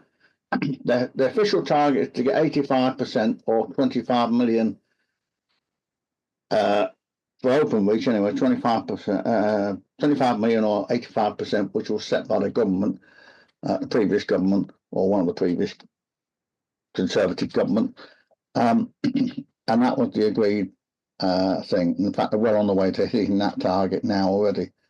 The country has already got over 80% full fibre, if you include all the altnets and Openreach, and not Openreach, Virgin Media, Next Fibre. There is now over 80% of the country has already got full fibre available to people. I know it's a tricky one for you, Chris. I'm real that reason I put that comment, that added that bit on, because it keeps cropping up, and there's an awful lot of confusion about it. And the rules in Scotland are different to what they are in England and Wales. England and Wales are the same, but Scotland's got a different set of rules for multiple dwelling units to the rest of the UK. I haven't read up enough on what the Scottish version is, but basically they don't need way leave. They can just put the lines in. With the permission, of course, of the people in the flats. But this removal of fibre to the cabinet sounds totally counter to everything that I'm aware of going on down south, because I'm familiar with a number of towns down near the south coast where there are very large 1950s estates which are entirely wired in underground cabling with no ducting. So basically, it's a dig up everything and relay to every single house. Yeah. And they're not doing that. They're doing fibre to the cabinet, turning off the copper from the cabinet to the exchange, and the houses will get FTTC. That's certainly been the official position up until the last communications that I'm aware of. If that's changed, they haven't communicated it to the householders yet. Yeah, well, this is, I think it's on the next slide where I'm going to mention something about this. No, it's the one after this one, actually. I'll come back to that point, Steve, in a second, because as I say, you're quite right. There are a lot of things going on behind the scenes that are causing more confusion, and they seem to vary around the country. Just about DOCSIS, which is Virgin Media Sync, all moving over on the Project Mustang, which I've already mentioned. Not that one. You don't really need to know much on that one. Right. Okay.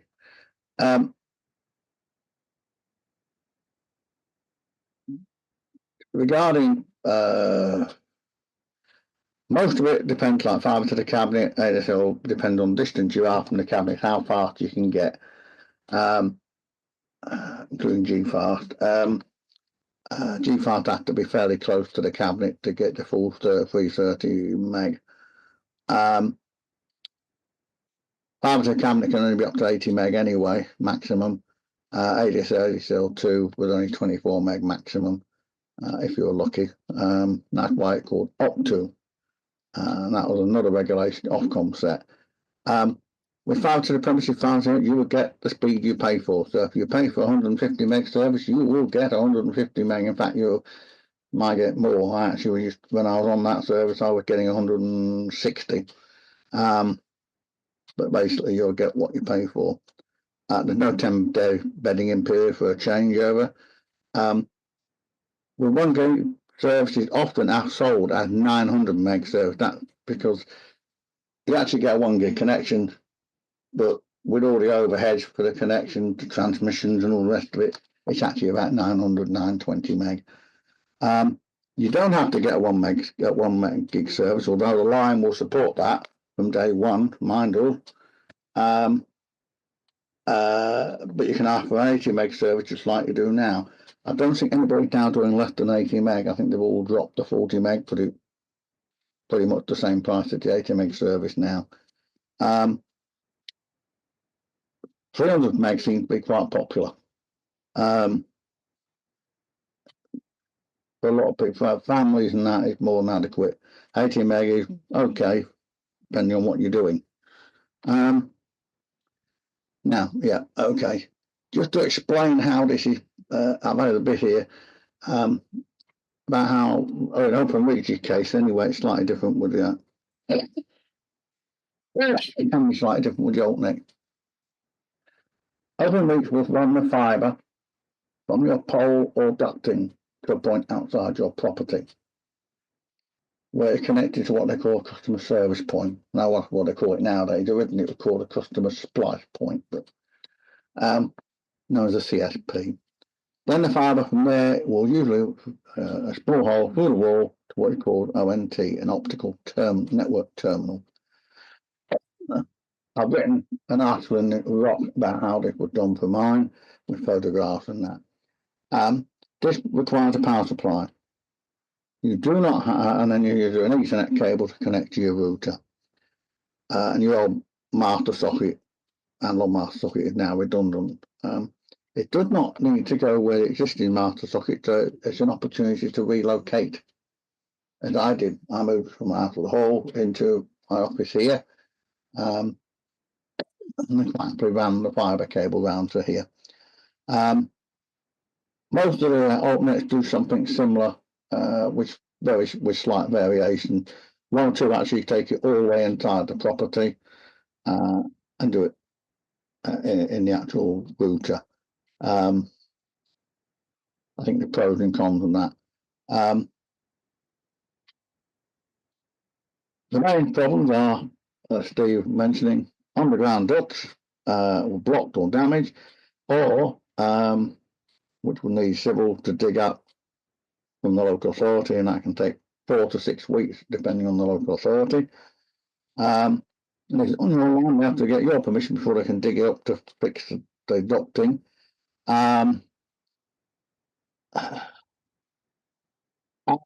Cable where some were using armoured cable, which I presume what Steve was on about, directly buried on the land, on the streets, and no ducting available. We require new ducting to be dug or put in via pole instead. one or two providers, mainly altnets, have come up with some alternatives. Well, they're I think Next Fiber was one of them, who were laying a very shallow trench to connect a cable to the property.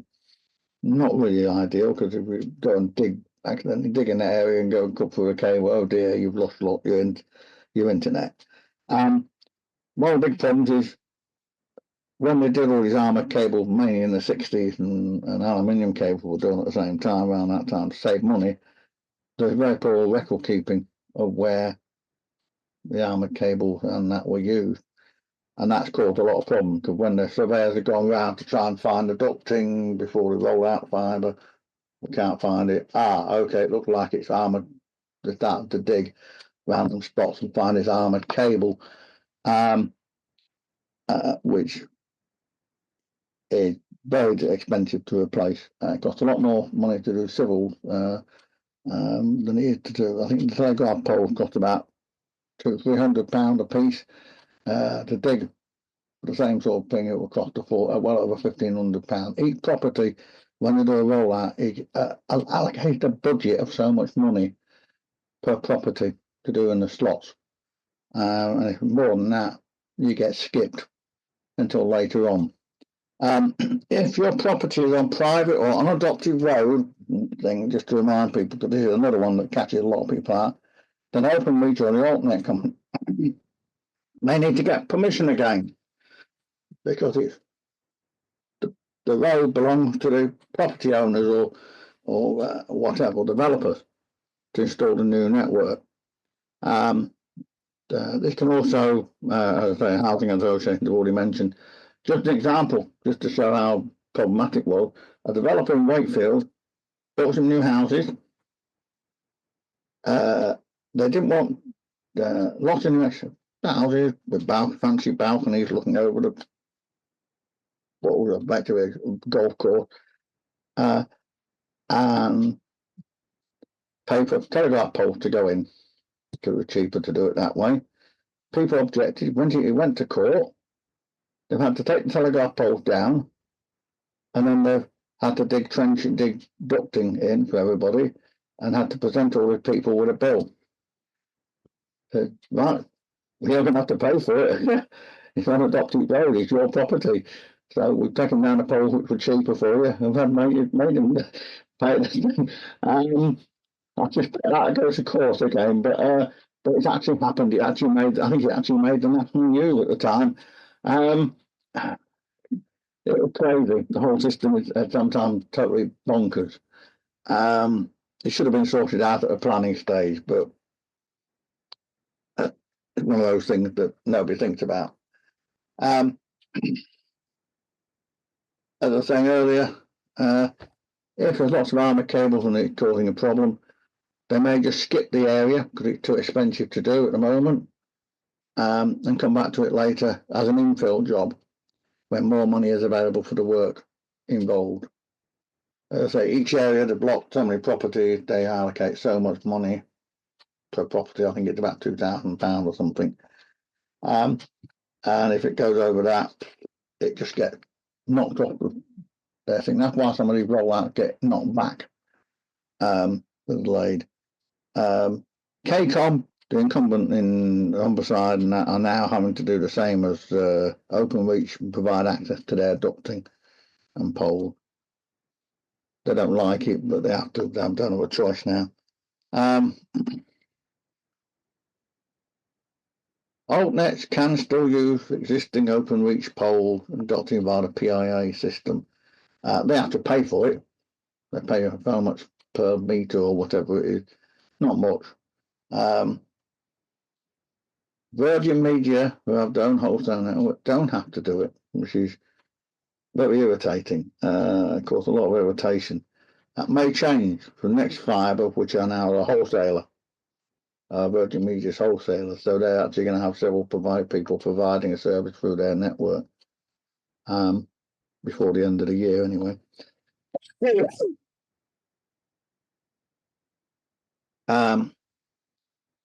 Other things that need to be changed, to be updated. Now, a longer time, 2013 has been mentioned, to go and bring our CCTV, bank, ATM, traffic lights, mobile, emergency phones, and older speed cameras.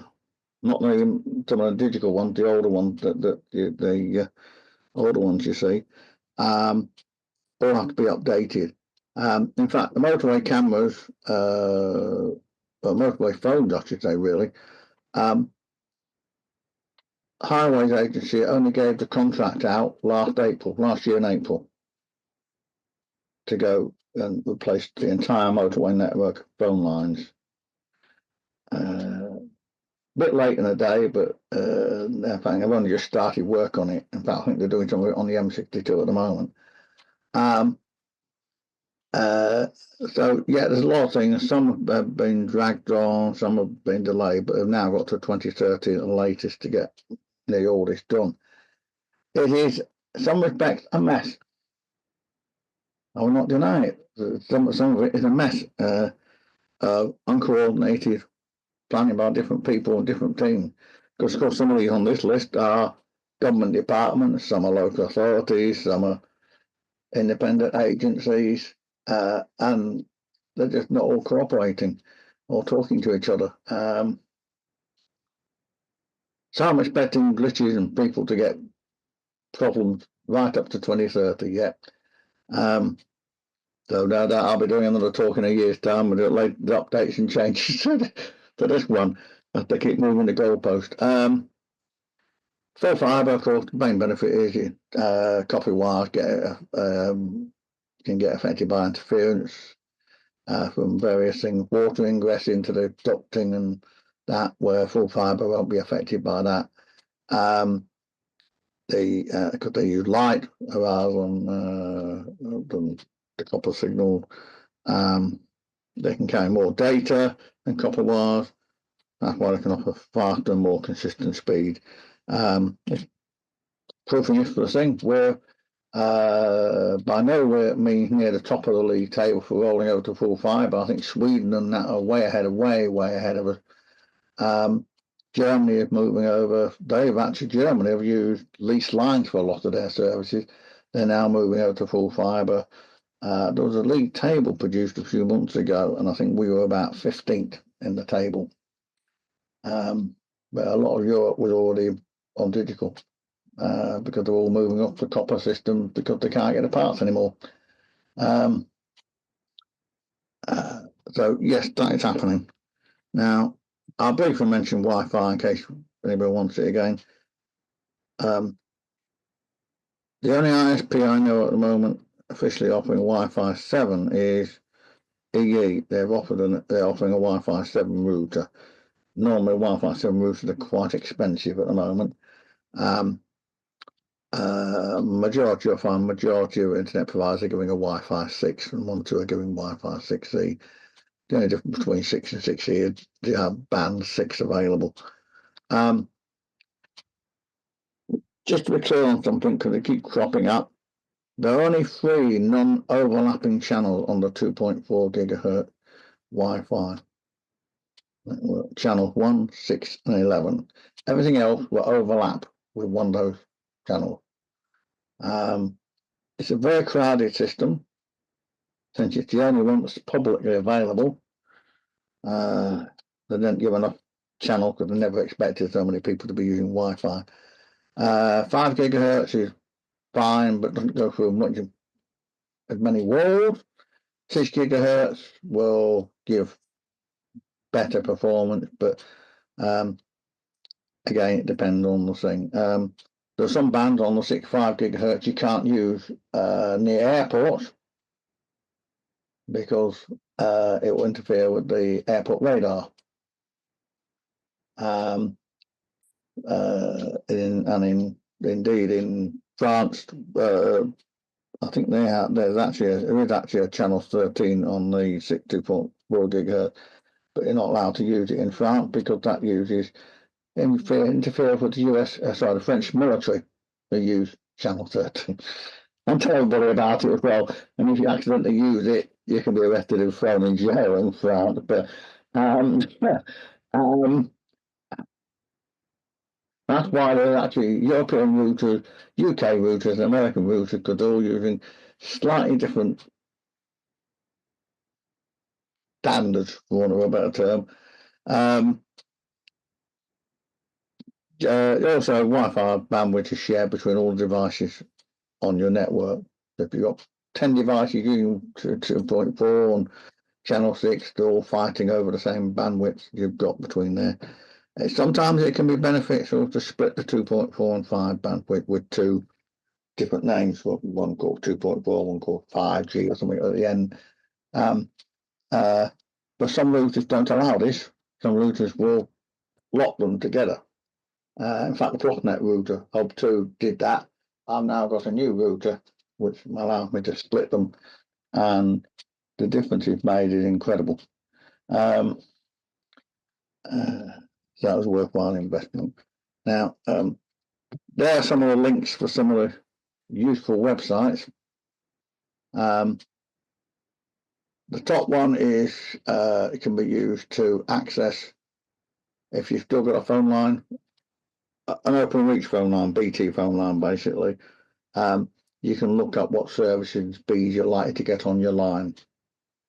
If you've got a TalkTalk or Sky, in some cases Sky, they won't list them. But you can look up the address information instead on the same thing, and that will give you some idea of the speeds and that you get. If you happen to know your UPRN, unique property reference number, I remember the words for that. Every property has a unique property number. So you can sometimes look up a property, and that can be useful sometimes when there's a bit of confusion over the address.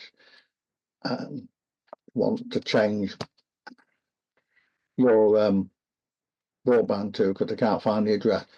And all the providers use the Royal Mail address book, for want of a directory or whatever. And it's been found quite a few times that there's some inaccurate information in there, especially where it involves flats.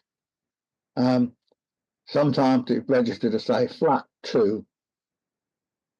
And other times it might be registered as 2 flat or something like that, some weird combination. And it's not the same, it's got to be identical, otherwise they can't find the information. So they don't know which service they're providing to.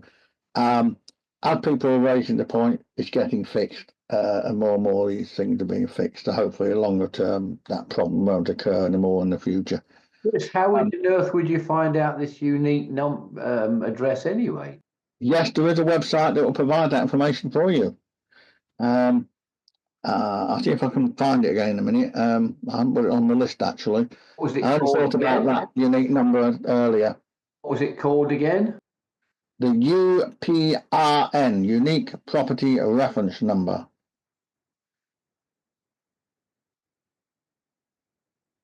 And the second one is quite a useful site. It's Best Internet Dashboard. It will show you. I might bring it up in a second because I've got it on the screen where. Will show you, put your house number and postcode in. It will show you the work that's being done or by different providers in your area when they're rolling it out, if it's already available in that area, from all different providers in your locality. Thinkbroadband.com is a well-respected website, really well-respected, and it's very useful. Has a very useful forum on there. Forums, I should say. Excuse me. Some of the people on the line are actually open reach engineers who will help you sort out problems and give you the best advice. ISP Review is a similar thing. It looks at things. Although if you use that, be warned, some of the security software packages will keep popping up a message about poor certificates. So there's an awful lot of these advertisers don't update their certificate properly. the one network, I don't think it changed its name. It used to be called roadworks.org. It's now just called, I think they've been taken over by another thing. Basically, you can find all the roadwork and current roadworks being done in the area either today by postcode, next 2 weeks, 3 months or a year, and list all the works, not just for broadband or water, electric, gas, local council roadwork, everything basically. And since it's up to date, it can also show you things like if there's been a major incident and road blocked or whatever. Street guide, it's a local street guide. Again, you put your postcode in and it will tell you what's going on in your area, give you all statistics and everything else you want to know about your area and the street. The next one, OpenReach Fibre Checker. Again, that's exactly what it does. It checks you, tell you what's going to be available, when it's going to be available by.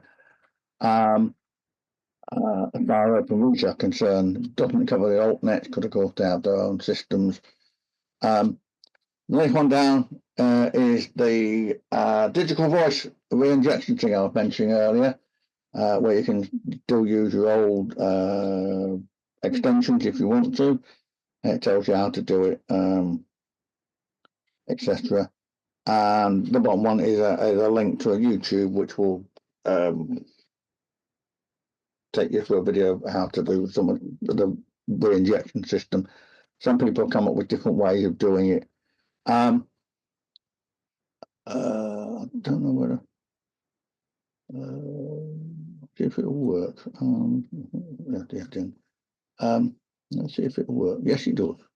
So this is that first one. It shows you the broadband checker. I could put a phone number in, but I don't have a phone number, so I can't put it in. You can put in your UPRN if you know it, or if you use your address checker. I've just looked up UPRN, Chris. It's not hard to find. Sorry? Just looked up my UPRN. It's not hard to find. No, I didn't. It's fairly straightforward to find. Address checker, you can go in there, put part information in there, so you could put in, so I don't know, High Street, something, I don't know. Don't know whether the place really existing, but oh no, I can't because I need the postcode. So I don't know, Riverdale Avenue, W34LF. And ask you to select the property or whatever. I put number 1, it doesn't make any difference. And there it shows you the information for that property and tells you which cabinet it's coming from. Shows you the range you should get on the line for an ordinary VDSL is fibre to the cabinet thing, and it tells you no longer available, be provided, and you can only get SOGAR by exception, which usually means people who have got disabilities or special requirement like alarm pendants and what have you. GFARC is not available. Full fibre is available. We're up to a gig and up to 220 meg, which is mainly businesses, and it's available to be installed. No problem. It's a full fibre exchange, so it's a priority exchange. So it is now 75% full fibre or more, and the old system is withdrawn. Also, line requirement, that's the old analog lines, it's gone. There is a SODAR restriction, again, that's only for certain people. And it tells you there, single dwelling unit, residential overhead fee with no anticipated issue. It will give you information about what it thinks you've got, tell you if you've got underground ducting of the problem or whatever, and that. So you can see different information there. It depends on where you are in the country. The Better Internet dashboard I mentioned to you there is one there. It will show you You can see if I click there, I'm going to open reach, you can see the blue lights flashing. That's where they're working at the moment. Doing real works at the moment. So if I go to one of those now, well, I'll pick that one here. It tells you they're doing some work. They don't provide descriptions in most cases nowadays for data protection reasons. Quick line communications, one of the altnets. They're doing loads of work over at a couple of places around here. Virgin Media, EA, Vodafone. This list will change depending on where you are in the country. So you just change that number and your postcode and get your local services. If I go here, who are the service providers? They are, because you're aware of Virgin Media, and I presume, yes, it looks like it's at Next Fibre as well, have got connections. All those white dots indicate people in those locations are using their service. So you can see what's going on. Full Fibre is planned, Full Fibre Limited, it looks like they're using quick line communication. It's planned, so they're rolling out in the various areas around part of this area. Hyper Optic are a more specialised company, but again, they don't seem to be in the immediate area. EE, by the way, could be a mobile mast as well as the land thing. U-Fibre, which is for Netomania, they've also got a number of places. And City Fibre will have some, but not obviously on this immediate area. OpenReach Full Fibre, there we are. Lots of people with Full Fibre from OpenReach. I don't know anymore. Oh yeah, on the same thing you can actually see mobile data services, what's available for different things. Move over the thing. O2 have got 3G, 4G, and limited 5G available in the area. Vodafone only got 4G in some areas, but looks of it, you can't get a very limited signal. So it can give all sorts of information. Quite useful site. And what's on the other side? You're supposed to be seeing some changes on our screen, Chris. Sorry? You're supposed to be seeing some changes in our screen while you're talking about this, because I've been seeing the same screen of list of useful websites for some time. You're not seeing the web page? No, I'm not. No. About anybody else. Oh. Nope. Right, okay. It's probably the screen sharing, so hang on a minute. Let me see if I'll have to see if I can stop the sharing. Stop the share. And I'll restart the share again for a different screen. That's probably why. Right, can you see it now? Can you see the web page now? It's like a map. Yeah. Okay. I'll get rid of hang on a minute, let's get rid of that bit. Yeah. Yeah, sorry about that. I hadn't realised the screen wasn't showing the screen. So yeah, that information is there. So it's all there. Lots of information on that website. So there are lots of other. Hang on, I've got the screen now. I closed it down, didn't I? No. Again, go to the end bit again.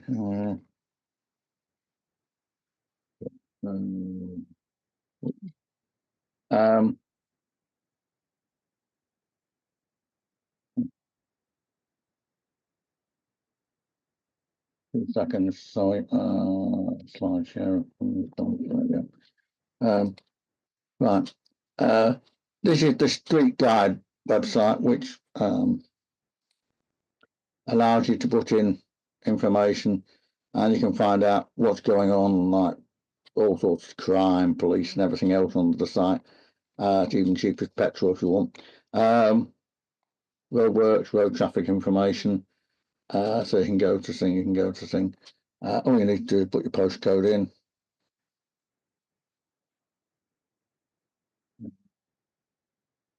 find out what's going on. Sort of thing. Yes, shows the petrol prices. They are not showing the map there. I don't know why, but anyway. Oh, they are. How many houses? We've got 54 households, 65 males, 72 females, and number 2.5 people per house. You can also see all the roadworks and in progress and that within the postcode. Good grief. Planned and what's going to do that? Oh, what are they going to show me the maps?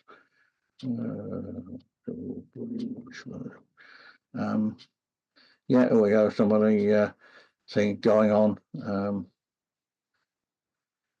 in various roads in the area, long-term work, within 1 mile, 2 mile. And there we are. I got a map with it all on. Whoops, sorry. I can zoom in and out of it. Planned.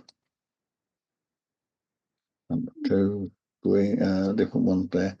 I think if I put that date in the next 7 days. Yep, one there, I think that's the one. What's that one? Loading. I'll tell you what, Virgin Media, I thought it might be. They're doing work in the area, rolling out to part of the big new, one of the big new estate, part of the new estate. But yes, it shows all the information. That doesn't look good. But yes, you can get all that information on this sort of road safety, traffic levels. All that information is available on that site. So it's quite a clever site. It pulls information in using public available information from all over the area. Full fibre checker.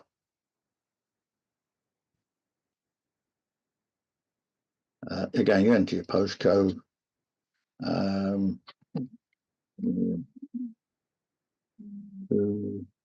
9 something or 2 Z, I think it was, something like that. Select an address. I don't know. I'll pick one at random. Something place. I don't know.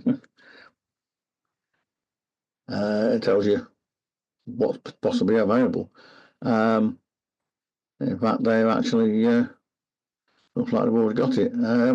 Full fibre up to 1600 meg. That's 1 or 2 open reach areas are now doing that sort of speed. And the copper broadband, which is where ADSL will be still people on that in some of the area.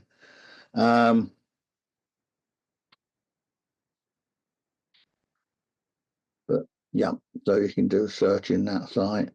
And then the community ones and the videos. I won't bother with showing the videos, but so yeah, there's all information there. There's like I say, some of it is a moving target because things are changing all the time. As I say, today I found out some new things were going on that I wasn't aware of that started recently. So it's changing a lot, and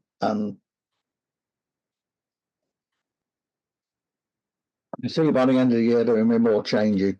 One other new thing that has changed, there used to be gigabit broadband vouchers for areas that were not in the commercial rollouts, but only in rural areas or level 3s, I think they call them. And you could you get a voucher worth up to about $2,500. The contribution towards a group of you getting together and wanting fibre to be put in. That had pretty much died till recently because the commercial rollout was just going on and doing it, plus the project Gigabit from the government, £5 billion thing was working well. But apparently they've just reintroduced it, and it's going to be now available for a few urban areas as well. So that might help fill in some of the infill gaps. But I see the biggest problem being seeing people in multiple dwelling units, housing associations, and people on unadopted or private roads. They're going to be the people probably at the back end of the queue because of is there anything we can do as a management company for the block of flats to actually obtain a quote for getting fibre to the premises? Yes, you can. If your management company can, they can approach one of the providers and say, if you know there's full fibre being rolled out to nearby properties or whatever, by thing, you can go to that company and say, we're prepared to give you a wayleave. Can you put your full fibre into our property? And they will then assess it and decide whether they can do it or not. There's more than one company you can approach. You can actually approach OpenReach direct. There is actually a link somewhere. I've forgotten where it is now. I can try and find it for you and send a link to you where you can make inquiries about that sort of thing. There is, if you say in a block, say in a street, and you found your house or something seemed to be missed for being full fibre being available, there is a link to say, well, all my neighbours have got full fibre, but I haven't. Why? And they usually then investigate and find there's something being missed or the address somehow dropped off the list or whatever. There's more and more of that going on all the time. That would be very helpful, Chris. Yeah, the other approach is to talk to your councillor. Talk to your council because they have an interest in getting everybody onto full fibre, and sometimes even the MP. I've used the MP for all sorts of stuff. To be honest, I've just used the council. They're going to refurbish our Riverdale Road next week after I complained to them about a number of potholes. So it does work sometimes. Depends on your MP and councillor and the local authority if they're any good. But yes, there are ways you can push it along. And sometimes even just contacting your open chief exec's office will get it pushed to the higher level escalation thing, and they're looking to why you haven't been given it, especially if you've got a wayleave or you have control over the access to the site for broadband, phone lines or whatever. Then that can help get things escalated. So there are various ways of dealing with that problem. But yes, unfortunately, from what I'm seeing, reading elsewhere, multiple dwelling units, flats, were mostly leaseholder ones, but and housing associations are sometimes just being very, very picky and very awkward about some of the stuff. No reason why they should be, but to their benefit and their customers, their flat owners benefit, but they have well, you know the problems. So yeah, it's a problem, and I can see that causing problems in the not too distant future. But anyway, best of luck with that. But yeah, that's pretty much it. As I say, and I'll try and get all these links put onto the into the newsletter. I'll send the list to Steve and ask him if we can put them in on the newsletter, and for people to be able to find. And hopefully, I'll see if this PowerPoint presentation can also be made available from the club website as well, if possible. But yeah, if anybody else has got any general questions, I'll try and answer them.